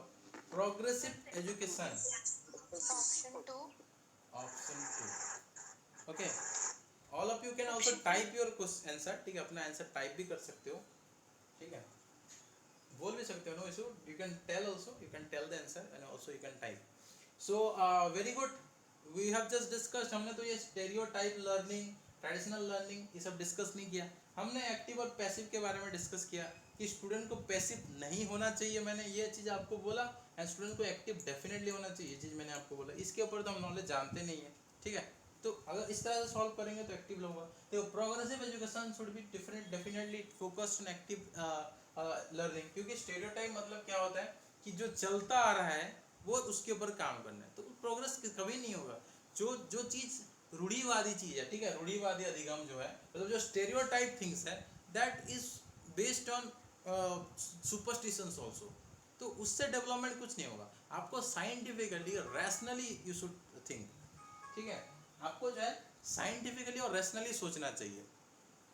सो ये नहीं होगा, ट्रेडिशनल भी नहीं होगा, परंपरागत वे में सोचेंगे। तो मैंने बोला था कि पहले जो सिस्टम था उसमें वेद पाठ करना, याद रखना, क्रैम अप मॉगअप कर देना, वो रोट लर्निंग को प्रमोट करते थे, तो उसके हिसाब से तो हम प्रोग्रेसिव नहीं हो सकते कभी। तो इसी तरह से स्टेरियोटाइप और ट्रेडिशनल तो ऐसे ही गलत हो जाते हैं। अब हमने बस एक ही कंसेप्ट डिस्कस किया कि active learning should be there, active participation, active knowledge constructions के बारे में मैंने आपको बताया। तो प्रोग्रेसिव एजुकेशन तब होगा जब बच्चे एक्टिवली सीखेंगे चीज़, एक्टिवली नॉलेज कंस्ट्रक्ट करेंगे, वो क्यूरियस होंगे, क्रिएटिव होंगे, तभी प्रोग्रेसिव एजुकेशन हो पाएगा। तो उसके लिए टीचर को भी क्यूरियस एंड क्रिएटिव होना चाहिए, ओपन माइंडेड होना चाहिए। वो चीज़ हमने अभी डिस्कस भी किया हुआ है, ठीक है। अब देखो ये चीज़ तो आप नहीं जानते, ऐसे कुछ चीज़ पढ़े, ये आएगा एग्जाम में, ये सब टॉपिक 6 से आता है, जो फुल फॉर्म वगैरह है ना। हाँ, option 3 option 3 continuous and comprehensive evaluation is the proper answer of CC. तो टॉपिक 6 से, इसके ऊपर हम देखेंगे फिर बाद में, लेकिन क्योंकि ये इजी क्वेश्चन तो हम डिस्कस कर लिए। सतत एवं समग्र मूल्यांकन, सीसी का मतलब सतत एवं समग्र मूल्यांकन, ठीक है। ये भी जो है टॉपिक 6 से है, ठीक है, टॉपिक 6 से है, तो अभी छोड़ दो इसको। देखेंगे आईसीडीएस स्कीम के बारे में देखेंगे, फिर इसका आंसर करेंगे हम लोग। टीईटी का फुल फॉर्म आप कर सकते हो, ये भी टॉपिक 6 से है, लेकिन इसका आंसर आप कर सकते हो। टीईटी का फुल फॉर्म क्या होता है, हम लोग सीटेट, ओएसएसटीटी, ओटेट होता है, टीटेट होता है, तो क्या टीचर एलिजिबिलिटी टेस्ट। आप जब आरआई में पढ़ते हो, कहीं पे भी बीएड करते हो, तो उससे उसके बाद टीचर बन, जैसे डॉक्टर बनने के लिए एक लाइसेंस चाहिए, ठीक है, इस तरह से टीचर बनने के लिए भी आपके लिए एक लाइसेंस की तरह है, ठीक है, ऐसा मान सकते हो। तो ये टीचर एलिजिबिलिटी टेस्ट जो एक लाइसेंस की तरह है, जो कि बहुत आसान होता है क्रैक करने में। आरआई में जितने एस्पिरेंट्स हैं उनके लिए तो दिक्कत नहीं होता है, ठीक है। तो this is very easy and many aspirant clear. अगर मैं अपना बात बोलूँगा तो हम जिस थर्ड ईयर के जो लास्ट में, फोर्थ ईयर में जब जा रहे थे तभी हमारा हो गया था, मतलब पास आउट 2019 में हम किए, लेकिन 2018 से ही हमारा ये था, मतलब तब एक ही बार हमने दिया, एक ही बार में सब कुछ हो गया। जो OSSTT होता है उड़ीसा का, और सीटेट वो एक ही बार में हो गया था, और उसके बाद हमने कभी दिया भी नहीं। तो आपके लिए भी बहुत ईजी है, जब आप बीएड कोर्स में एनरोल होते हो, इंटीग्रेटेड हो या 2 ईयर बीएड हो, तो उस टाइम में हम आपको गाइड करेंगे कैसे इजीली कर सकते हैं, कैसे क्या क्या टेक्निक आप यूज करोगे तो इजीली फर्स्ट अटेम्प्ट में 100+ मार्क आप ला सकते हो, वो मैं आपको बता दूंगा। तो बहुत आसान होता है, ठीक है। कुछ कुछ बच्चे घबरा जाते हैं कि सर आरआई से पढ़ने के बाद भी सर हमको ये सब एग्जाम देना पड़ेगा। हाँ बिल्कुल देना पड़ेगा, लेकिन ये डिफिकल्ट कुछ नहीं है, आराम से कर सकते हो, it's very easy for you. So इसका आंसर जो होगा टीचर एलिजिबिलिटी टेस्ट, ठीक है। और जो ये जो पेडागोजी है, ठीक है, पेडागोजी ये जो चीज़ है, ये भी टॉपिक 6 से आता है, लेकिन हमारे थ्योरी बुक में ये चीज़ मैंने मेंशन किया हुआ है, ठीक है। इसका हाँ first option 1 very good, first option very good. ये चीज़ हमारा थ्योरी बुक में है यहाँ पे, पेडागोजी, ठीक है, यहाँ पे दिया हुआ है, देखो पेडागोजी पैराडाइम यहाँ पे दिया हुआ है, यस। तो pedagogy is the science and art of education, it is a technique of teaching, ठीक है। एम क्या होता है, स्किल एक्विजिशन होता है, तो किस तरह से पढ़ाते हो, technique, that is pedagogy. The teaching is a professional artistry which requires teacher to effectively plan the objective and give the students meaningful knowledge. तो प्रॉपर प्लानिंग वगैरह है, आगे तो हम लोग डिस्कस करेंगे इसको, लेकिन इसका आंसर आपको समझ में आ जाएगा कि method and practice of teaching जो है पेडागोजी होता है। तो ये भी टॉपिक 6 से है। देखो हर टॉपिक से 5 क्वेश्चंस आते हैं, ठीक है। टीचिंग एप्टीट्यूड के जितने भी टॉपिक हैं, हर टॉपिक से 5 क्वेश्चंस आते हैं, ठीक है। तो इस तरह से 5 क्वेश्चंस आपका टॉपिक 6 से आएगा,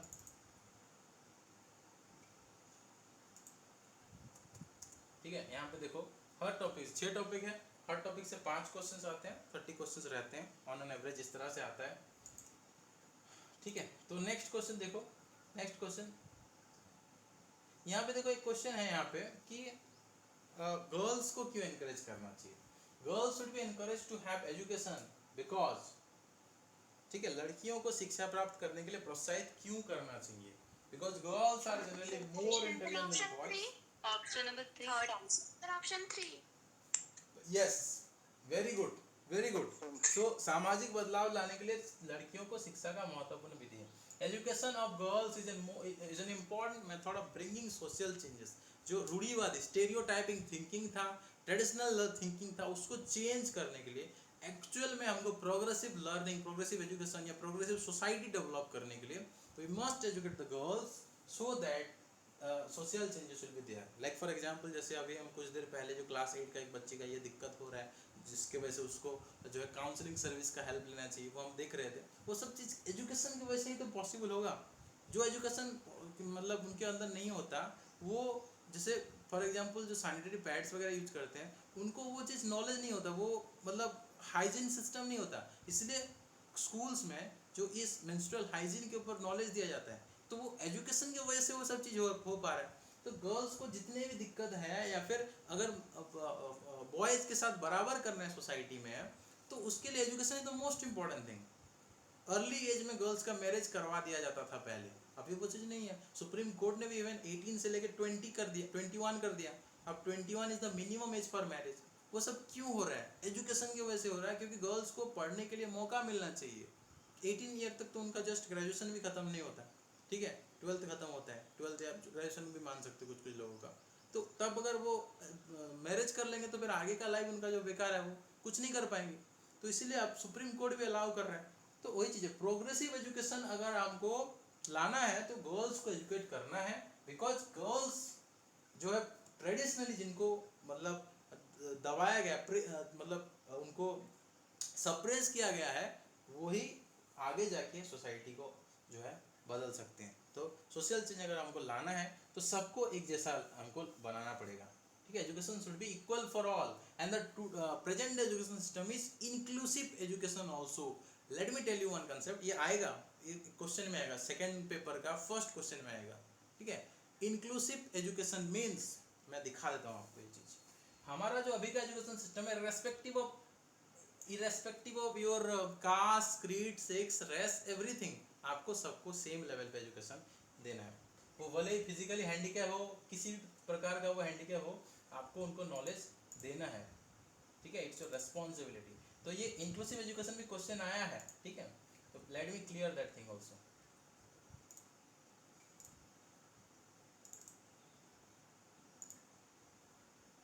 ठीक है। Wait a minute.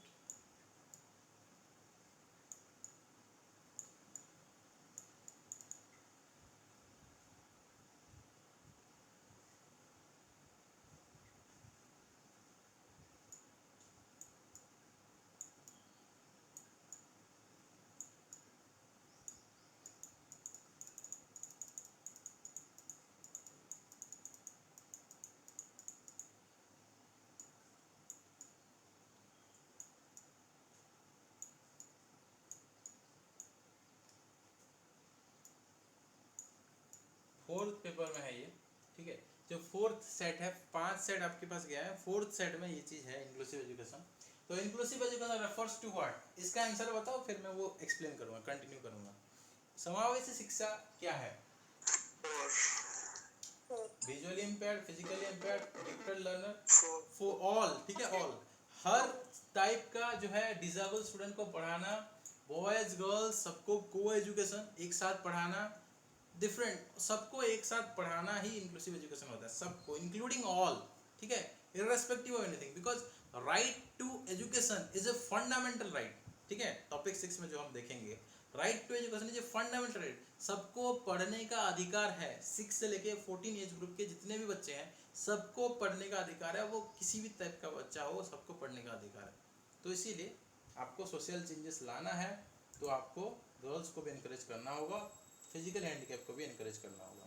फिर नेक्स्ट क्वेश्चन देखो, an effective teacher will ensure, एक effective, yes, inclusivity and option 3. Okay, definitely completion of lesson, competition among students, control over the class, इससे कुछ होने वाला नहीं है। Effective teacher completion of lesson को ध्यान नहीं देते, कंपटीशन को ध्यान नहीं देते, कंट्रोल को ध्यान नहीं देते। क्रिटिकल थिंकिंग मैंने देखा था ना, क्यूरियोसिटी, क्रिएटिविटी, क्रिटिकल थिंकिंग, इसको प्रमोट करना है। विद्यार्थियों में समालोचनात्मक चिंतन लाना एक प्रभावी शिक्षक का मकसद होता है. Okay, critical thinking in students. If you ensure critical thinking in the students, then you are an effective teacher. ठीक है. Next question. The quality of teaching can be assessed by. Quality of teaching कैसे हम assess कर सकते हैं? Similar. इतने हमने देखो कुछ ही टॉपिक पढ़ा है. Option number yes, very good. हमने बस टॉपिक थोड़ा सा पढ़ा है इंट्रोडक्शन का, और कितने क्वेश्चंस हमारा सॉल्व हो रहे हैं देखो. The quality of teaching can be assessed bye quality of interaction of students in the class. ठीक है. जिस ये एक्टिव पार्टिसिपेंट इंटरेक्शन का मतलब हमने देखा ना, ये कीवर्ड है. एक्टिव पार्टिसिपेंट जितना अच्छे से हो रहा है उतना अच्छा आपका टीचिंग है, ये माना जाएगा. ठीक है. तो यहाँ पे देखो, अगर ऑप्शन एलिमिनेट करते हैं तो एनुअल एग्जाम के रिजल्ट से कुछ पता नहीं चलता है, अटेंडेंस के स्टूडेंट से कुछ पता नहीं चलता है, या क्लास में साइलेंस है, तो ये तो बिल्कुल भी मतलब साइलेंस का मतलब बिल्कुल भी कुछ क्वालिटी ही नहीं है. ठीक है, इसलिए बच्चे चुपचाप हैं, क्योंकि एक्टिव पार्टिसिपेशन हमको प्रमोट करना है. तो एलिमिनेशन मेथड से भी सॉल्व हो जाएगा इसका answer. Yes yes yes yes. Sir first वाला ऑप्शन क्यों नहीं होगा? फर्स्ट वाला ऑप्शन इसीलिए नहीं होगा क्योंकि देखो, मेन चीज़ ये होता है कि this is for assessment purpose. ठीक है. रिजल्ट इन एनुअल एग्जाम अगर हम देखेंगे तो वो असेसमेंट एंड इवैल्यूएशन के लिए इम्पोर्टेंट है, लेकिन आपको अगर क्वालिटी ऑफ टीचिंग देखना है तो इमीडिएटली आप किससे देख पाओगे, आप किस चीज़ से इमीडिएटली जो है आपको पता चल जाएगा कि बच्चों का जो है अंडरस्टैंडिंग हो रहा है या नहीं हो रहा है. क्वालिटी ऑफ टीचिंग हो सकता है एनुअल एग्जाम में जो बच्चे रट के भी आ गए होंगे. ठीक है. मतलब जो रोड लर्निंग अभी का जो सिस्टम तो ऐसा ही है कि मतलब पूरा कम्प्लीटली मॉडर्न भी हम लोग नहीं है. हम लोग का जो सिस्टम है, हम लोग जो ट्रेडिशनल और मॉडर्न दोनों के बीच में है. तो अभी भी एजुकेशन सिस्टम को, एनुअल एग्जाम को हम लोग उतना ही इंपॉर्टेंस देते हैं जितना पहले देते थे. थोड़ा बहुत कम हो गया है, लेकिन इंपॉर्टेंस अभी भी हम देते हैं. लेकिन अगर आप एनसीएफ के हिसाब से चलोगे, एनसीईआरटी ने जो बनाया एनसीएफ, उसके हिसाब से चलोगे तो एजुकेशन सिस्टम में अभी जो एनुअल एग्ज़ाम को ज़्यादा प्रायोरिटी नहीं दिया जाता.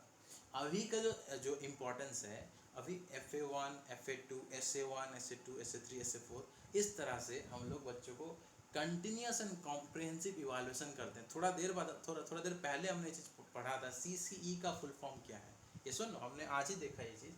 CCE का फुल फॉर्म क्या है? ठीक है. यहाँ पे ये जो लिखा है कंटिन्यूस एंड कॉम्प्रिहेंसिव इवैल्यूएशन. ठीक है. हाँ, तो इसका मतलब ये है कि आपको बच्चों को सिर्फ एनुअल एग्जाम में एसेस नहीं करना है, आपको उनको रेगुलर बेसिस पे उनको एसेस करना है. ठीक है. तो जो प्रेजेंट एजुकेशन सिस्टम है वो एनुअल एग्जाम का इम्पोर्टेंस को कम करके कॉन्टिन्यूस एंड कॉम्प्रिहेंसिव इवैल्यूएशन को ज़्यादा इंपॉर्टेंस दिया है. तो अकॉर्डिंग टू एनसीईआरटी हम लोग जो अगर हमको प्रॉपर जो है अगर आंसर करना है तो वो प्रॉपर आंसर जो होगा ये वाला होगा कि quality of interaction of the students. ठीक है. मैंने कभी भी आपको अभी पढ़ाते टाइम ये चीज़ नहीं बोला है कि एनुअल एग्जाम का रिजल्ट आपको क्वालिटी बताएगा. हमने जितना भी थ्योरी अभी तक यहाँ पढ़ा है उसमें हमने ये चीज़ देखा है कि हमारा जो मेन मकसद है कि किस तरह से बच्चों का डेवलपमेंट हो रहा है, बच्चों के अंदर कैसे इंटरेक्शन हो रहा है. ठीक है. That is the most important thing. ठीक है. हम जितने भी चीज़ें यहाँ पे हमने पढ़ा है आज, ये सब डिस्कशन जितने भी किया हुआ है, उसका जो मेन मकसद था कि बच्चों के अंदर क्वालिटी, ठीक है, बच्चों के अंदर अगर हम quality discussion, quality thinking, curiosity, creativity ला पा रहे हैं, that is the successful teaching. That is the characteristics of an effective teacher.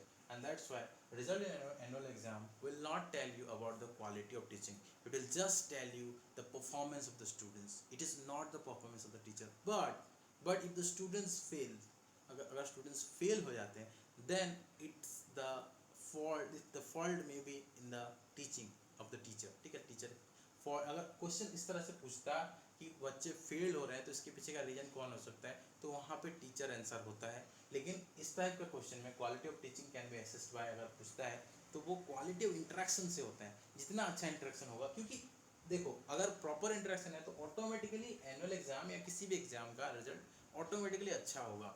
तो अगर आपको क्वालिटी ऑफ टीचिंग में एक्सेस करना है तो आपको एनुअल एग्जाम तक वेट नहीं करना पड़ेगा.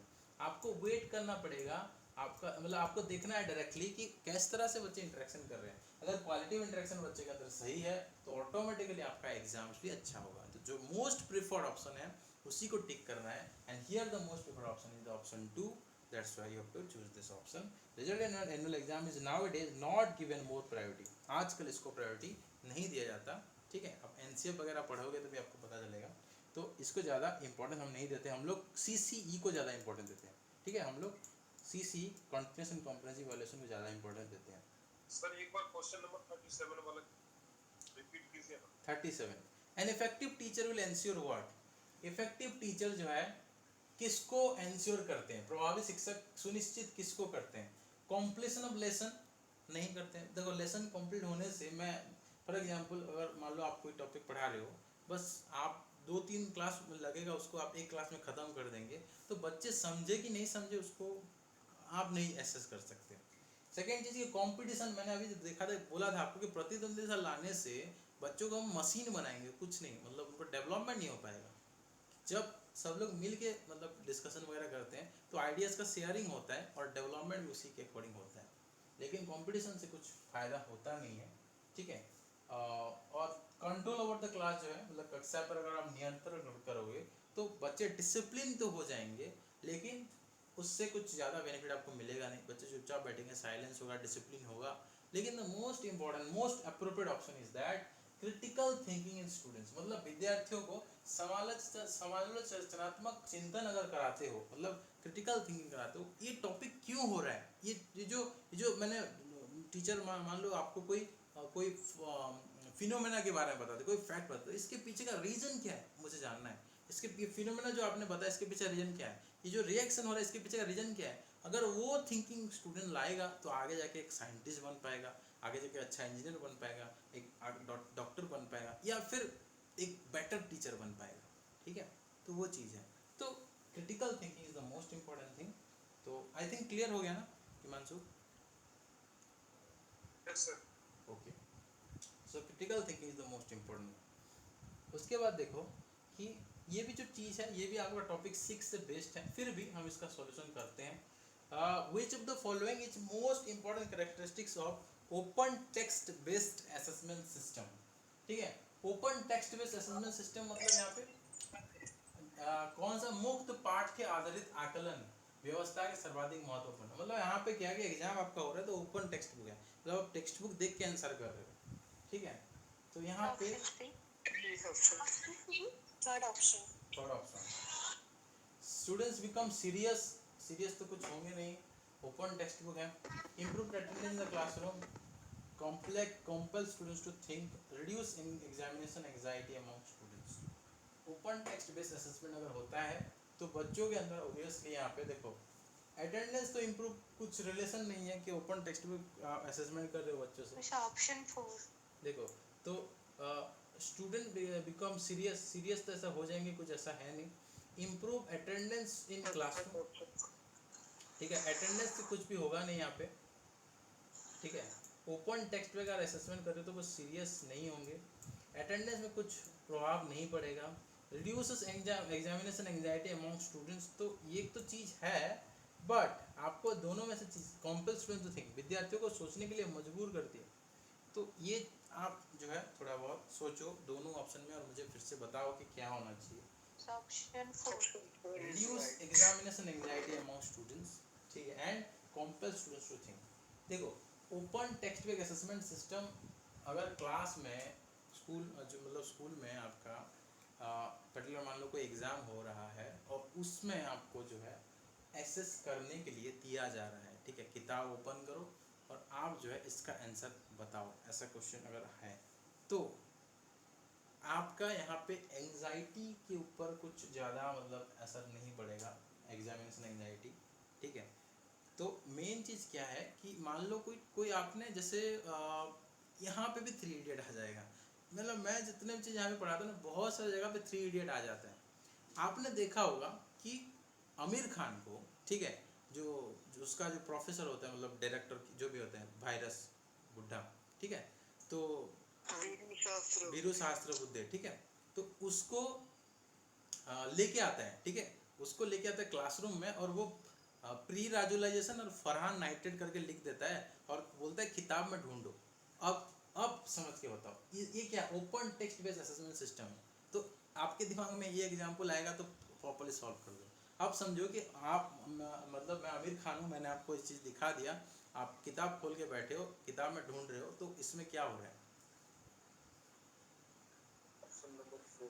देखो डेफिनेटली कि आपको अगर किताब खोल भी दिया जाता है तो भी आपके अंदर एंजाइटी कम नहीं होगा, फिर भी आप कैसे मतलब रेस जो है ना, रेस में फिर भी लग जाओगे आप लोग, ठीक है, क्योंकि आपको आंसर करना है, आपको पहले आंसर देना है, आपको सटीक आंसर करना है, ठीक है। तो एग्जामिनेशन एंजाइटी कुछ चेंज नहीं होने वाला, ठीक है, ठीक है, इससे कोई मतलब नहीं, एंजाइटी का वर्ड ही हमारा मतलब कुछ नहीं यूज करना, मतलब यूज करना चाहिए पहला चीज, ठीक है। तो एंजाइटी तो अलग चीज है, मेन चीज क्या है कि जब ओपन टेक्स्ट बेस्ड सिस्टम होता है तो हम लोग सोचने के लिए मजबूर होते हैं कि ये, क्योंकि हमारे पास क्या है, टेक्स्ट बुक है, हमारे पास अगर कुछ नहीं है तो हम सोचेंगे ही नहीं, ठीक है, अगर ऐसे जो घर पे पढ़ के आया, रट्टा मार के आया, वही सोचेंगे। लेकिन जब हमारे पास टेक्स्ट बुक है, हमारे पास एक ऑप्शन है, ठीक है, हमारे पास एक ऑप्शन है कि आंसर तो कर पाएंगे एटलीस्ट हम लोग, तो हम लोग उस टॉपिक के ऊपर सोचेंगे और उस आंसर को देखेंगे और फिर हम लोग जो है आंसर देंगे या लिखेंगे, जो भी होगा, ठीक है। तो इसका जो मेन जो है इंपॉर्टेंट कैरेक्टरिस्टिक होता है, कॉम्पेल्स द स्टूडेंट्स टू थिंक, मतलब यहाँ पे हमारा मेन मकसद क्या होता है, बच्चों को क्यूरियोसिटी लाना, उनके अंदर क्रिएटिविटी, क्रिटिकल थिंकिंग लाना, तो ये हेल्प करता है कॉम्पेल्स स्टूडेंट्स टू थिंक, बच्चे सोचने के लिए, जैसे वहाँ पे होता है कि कहाँ है ढूंढते हैं, रेस में लग जाते हैं, ठीक है, तो वो चीज़ है कि वो फिर धीरे धीरे करके क्या है, वो सोचते हैं, आगे जाके वो बताता है ये चीज़, मतलब वो कंफर्म करता है कि हमको एक्चुअली करना क्या था, आपने क्या किया। वो 1 मिनट देता है, अगर 1 मिनट नहीं देता, 5 मिनट या 10 मिनट देता, तो वो सोच के उसका आंसर ढूंढते, वो बस ढूंढने में लग जाते हैं, तो ये चीज़ है, ठीक है। तो कंपेल स्टूडेंट्स टू थिंक, ये चीज़ वहाँ पे उस मूवी का एक बहुत बेस्ट एग्जाम्पल है कि 1 मिनट उनको मिलता है तो धड़ाधड़ पर ढूंढते हैं, अगर उनको 5-10 मिनट मिलता है, ओपन टेक्स्ट बुक है, सफिशिएंट टाइम है, तो वो आराम से सोच समझ के इसका आंसर ढूंढते हैं, तो ये चीज़ होता है। तो इसका आंसर जो होगा कंपेल स्टूडेंट्स टू थिंक होगा, ठीक है।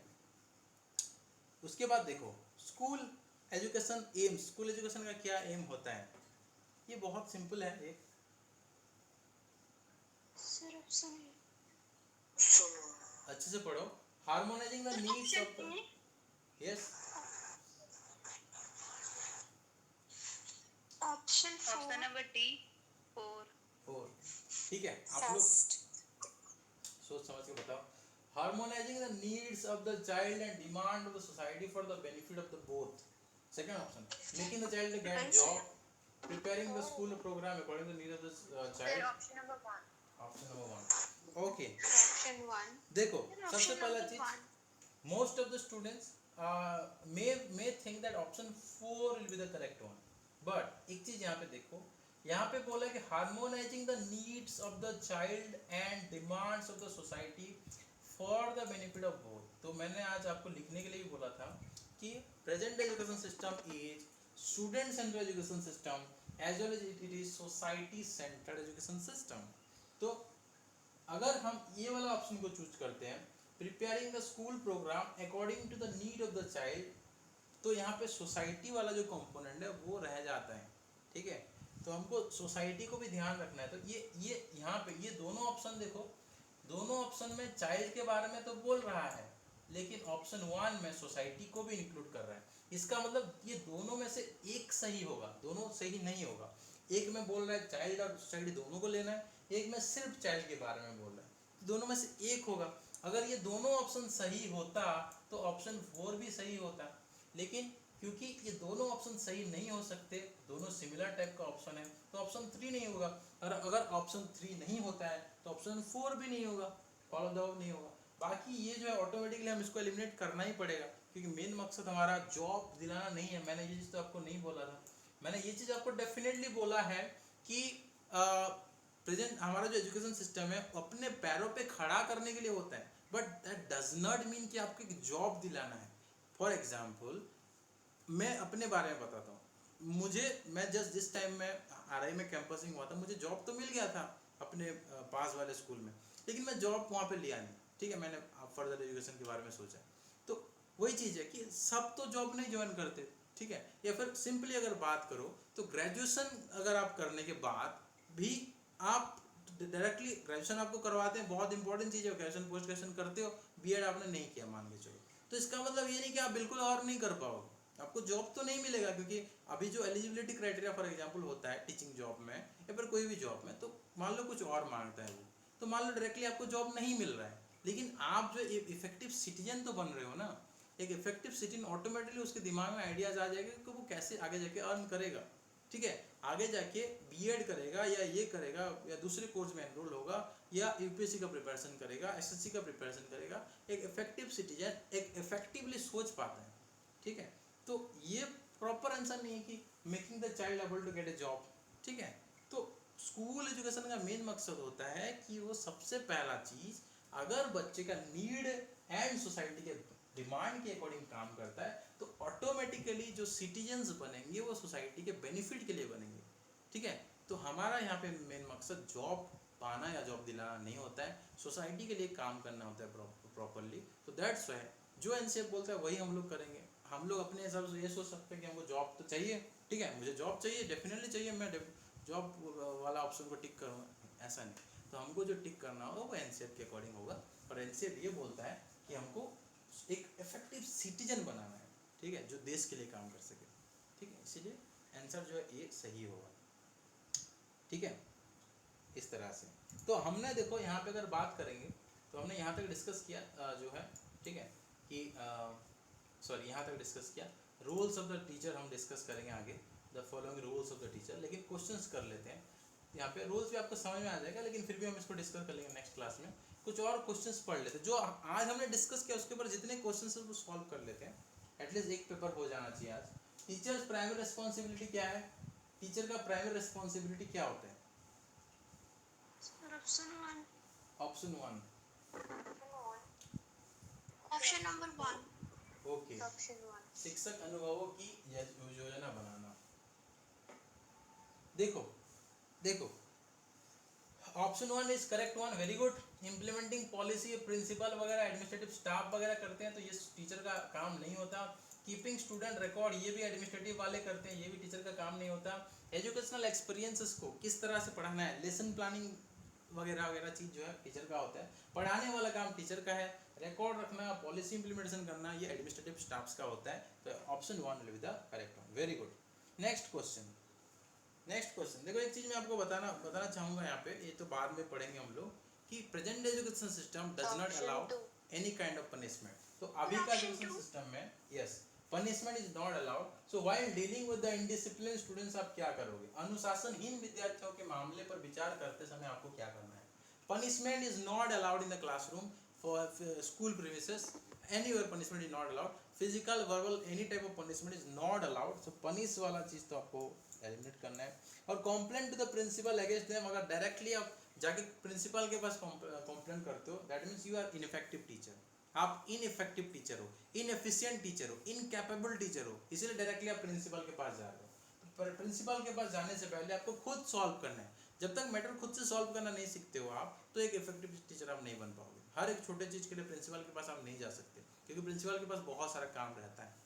That's why it's your responsibility to talk with them and guide and channelize their potentiality in a constructive way, ठीक है, in a constructive way। सकारात्मक दिशा आपको उनको संरचनात्मक क्या बोलते हैं उसको, संरचनात्मक तरीकों से आपको उनको सकारात्मक दिशा पे लेके जाना है, ठीक है, ठीक है, दिशा निर्देशित करना है। तो guide and channelize their potentiality in a constructive way is the proper answer. Next question, ये भी आपका टॉपिक 6 से आता है, ठीक है, डिफरेंट टेस्ट जो है, तो इसको भी छोड़ सकते हो, लेकिन आप इसका आंसर अगर ऐसे करोगे तो क्या आपका हो सकता है?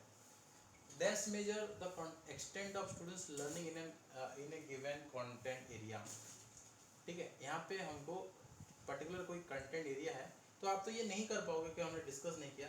एक दिए गए निर्धारित क्षेत्र में विद्यार्थियों को अधिगम की सीमा को मापता है। तो इसका जो answer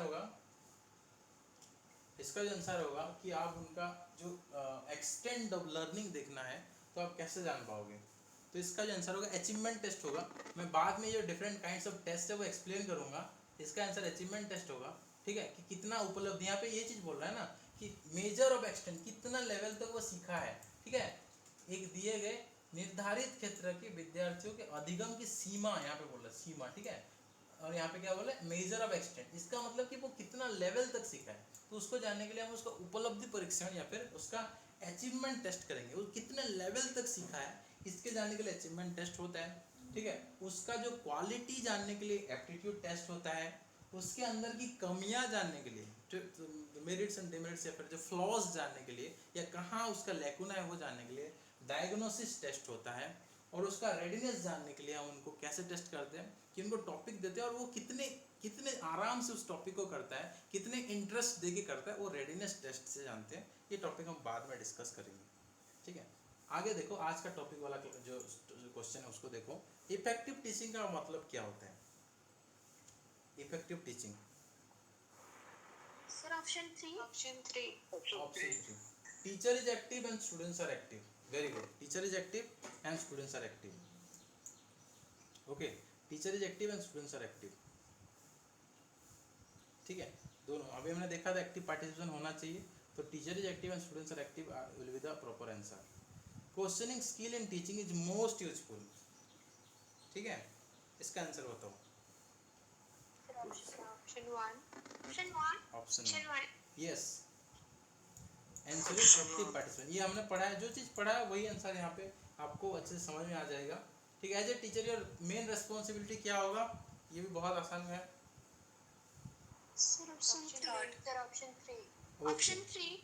Promote all round development of the students, promote all round development of the students, option 3। Okay, next, teacher job कैसा होता है, ये बहुत इंपॉर्टेंट है। Third option. Third option, it is service oriented job, ठीक है, सर्विस ओरिएंटेड जॉब होता है। Next question, while teaching in the class you noticed a few students are who not paying attention, आप इसका बात नहीं सुन रहे हैं। Option 2. Option 2, yes. आप उनको स्कोल्ड नहीं करोगे क्योंकि ये वर्बल पनिशमेंट है, नहीं करोगे। पनिशमेंट फिजिकल भी नहीं दोगे, प्रिंसिपल के पास नहीं जाओगे। एलिमिनेशन मेथड से सॉल्व हो जाता है कि give a command seeking attention, ध्यान देने के लिए कहोगे, ठीक है। ये आपका टॉपिक 6 से आता है, ठीक है। Who propounded the idea of basic education, तो महात्मा गांधी इसका आंसर है। Mahatma Gandhi. Yes, Mahatma Gandhi. Very good. अब देखो next, Madhuri has not been scoring good marks in mathematics, what you will do, आप क्या करोगे। Tell her parents to give her extra coaching, yes, very good, very good. बाकी सब option क्या है, उसको साइंस लेने के लिए मना करोगे या फिर उसको बहुत ज़्यादा मेहनत करने के लिए बोलोगे, एक्स्ट्रा कोचिंग लेने के लिए बोलोगे, कुछ नहीं। आपको एज ए टीचर सबसे पहला चीज़ रीजन जानना है कि बच्चा अच्छा परफॉर्म क्यों नहीं कर पा रहा है, और फिर उसके बाद उसको सॉल्यूशन प्रोवाइड करना है। तो रीजन जानना, सॉल्यूशन प्रोवाइड करना टीचर का मेन ऑब्जेक्टिव होता है। सो आज इतना डिस्कस करते हैं, ठीक है। Sir, यस, sir, option 4 क्यों नहीं होगा? देखो एज ए टीचर सबसे पहला चीज कि आपको रीजन जानना है। अगर आप रीजन जान पाते हो फिर आप उसको बोलोगे कि तुम्हारा फोकस में दिक्कत है या फिर उसको समझ नहीं आ रहा है, उसका जो प्रीवियस नॉलेज में प्रॉब्लम है, क्या दिक्कत है आप नहीं जानते, तो आप नहीं बोल सकते हो कि focus more and work harder. आप तो बोल दोगे कि वर्क हार्ड, लेकिन उसके पीछे का रीजन क्या है, वो पढ़ाई क्यों नहीं कर पा रहा है। घर में दिक्कत है, पढ़ने नहीं दे रहे हैं, एक किताब नहीं है उसके पास, या उसने पहले से चीज़ सब समझा नहीं है, जो प्रीवियस क्लास उसने समझा नहीं है, या पहले से उसका क्या एक्चुअल में एग्जैक्ट क्या दिक्कत है, आपको जब तक नहीं पता होगा तब तक आप उसको एक हिसाब से बस ऐसा नहीं बोल सकते कि मेहनत करो और ज़्यादा मेहनत करो। पहले आपको रीजन जानना है कि वो बच्चा क्यों नहीं मतलब पढ़ रहा है, वो बच्चे का पीछे का जो मतलब उसका पीछे का रीजन क्या है वो जानना चाहिए। शायद तारे ज़मीन पर मूवी मैंने पूरा नहीं देखा है, शायद वो एक परफेक्ट एग्जाम्पल है। आपने अगर देखा होगा तो ये एक परफेक्ट एग्जाम्पल, यस, ओके। तो पहले आपको रीजन जानना है कि प्रॉब्लम क्यों हो रहा है। जब तक प्रॉब्लम का रीजन नहीं जानोगे तब तक आप सॉल्यूशन नहीं प्रोवाइड कर सकते। ये सॉल्यूशन है, ask hard to focus more and work hard, लेकिन ये एग्जैक्ट सॉल्यूशन है, अप्रोप्रिएट है कि नहीं आपको नहीं पता, आपने बस बोल दिया। इसलिए सबसे पहले चीज आपको रीजन जानना है, फिर आप सॉल्यूशन दोगे, ठीक है। ये सुन लो सर 48 रिपीट कीजिएगा। Which one, 46 46 47 and 48। okay, 46 promote all round development. Your main responsibility is to teach your subject well, okay, evaluate the students, okay, increase attention of the students in classroom. All the options are correct. All the 4 options are correct. Your responsibility, all these are your responsibility. But the question is asking, as a teacher, what is your main responsibility? तो जो भी option ये बाकी सबको अपने अंदर carry कर रहा है, that will be the proper answer. Promote all round development of the students is the main responsibility of the teacher, because इससे एक स्टूडेंट जो है इफेक्टिव सिटीजन बनेगा, अपने पैर पे खड़ा होगा, और भी जो जो चीज़ सोसाइटी को चाहिए वो सब कुछ कर पाएगा. ठीक है, that's why I should do this. Okay, and next is your teaching job is service oriented job. ठीक है, ये सेवा केंद्रित जॉब होता है, बिकॉज यहाँ पे एज ए टीचर आपको सिर्फ स्टूडेंट्स के लिए काम नहीं करना होता, आपको पूरा सोसाइटी के लिए काम करना होता है. That's why it is a सेवा केंद्रित जॉब. ठीक है, भले ही आपको अपने काम के लिए सैलरी मिल रहा है, लेकिन आपके काम से दूसरे लोगों को भी हेल्प मिल रहा है. ठीक है, लाइक उनके पेरेंट्स, उनके जो, जैसे मैंने बोला कि आप एक स्टूडेंट को पढ़ाते हो, वो अपने घर पे जाके वो नॉलेज ट्रांसमिट करता है, आस पड़ोस के लोगों तक भी वो नॉलेज. लाइक फॉर एग्जांपल आप कोविड का टाइम की बात कर लो. फॉर एग्जांपल स्कूल में अगर बोला गया कि प्रॉपर सैनिटाइजेशन करना है, ठीक है, प्रॉपरली आपका जो है मास्क लगाना है, तो सब लोग, एक घर का लोग सब मास्क वगैरह लगाएगा, तो ऑटोमेटिक उसको देख के आसपास के लोग भी मास्क लगाना स्टार्ट कर देगा. तो ये चीज़ होता है. तो जो भी मतलब हम सिखाते हैं बच्चों को, वो घर पे जाके उसको ट्रांसमिट करते हैं और आस पड़ोस के लोग सीखते हैं. तो एज ए टीचर आपने सिर्फ एक बच्चे का नहीं पढ़ाया, आपने पूरा नेशन का डेवलपमेंट किया. तो इसलिए एक सेवा केंद्रित सर्विस ओरिएंटेड जॉब होता है. ठीक है, व्यवसायिक कभी भी नहीं होता, टीचिंग प्रोफेशनल नहीं होता कभी भी. बहुत सारे लोग ऐसा सोचते हैं कि टीचिंग जो है बिजनेस है, टीचिंग जो है मतलब प्रोफेशन है, प्रोफेशनल जॉब है. तो ऐसा नहीं है. इसमें मान लो कि फॉर एग्जांपल मैं आपसे पैसा ले रहा हूँ, ठीक है, तो ऐसा नहीं कि मैं एक बिजनेस कर रहा हूँ.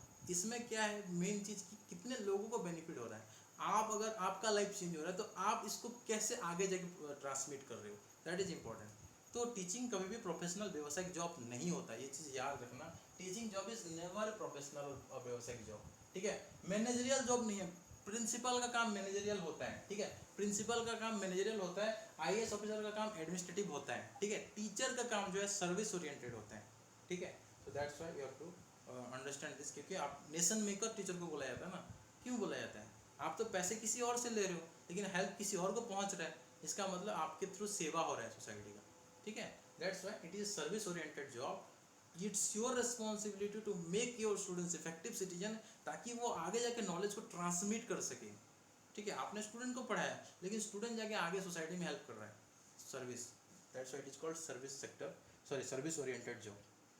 ठीक है, बाकी हो गया ये वाला. ठीक है ना Himanshu, is it okay? Yes, sir. Okay, so thank you everyone, this is for this class. Thank you, sir. Thank you, sir. Thank you, sir. Thank you, sir.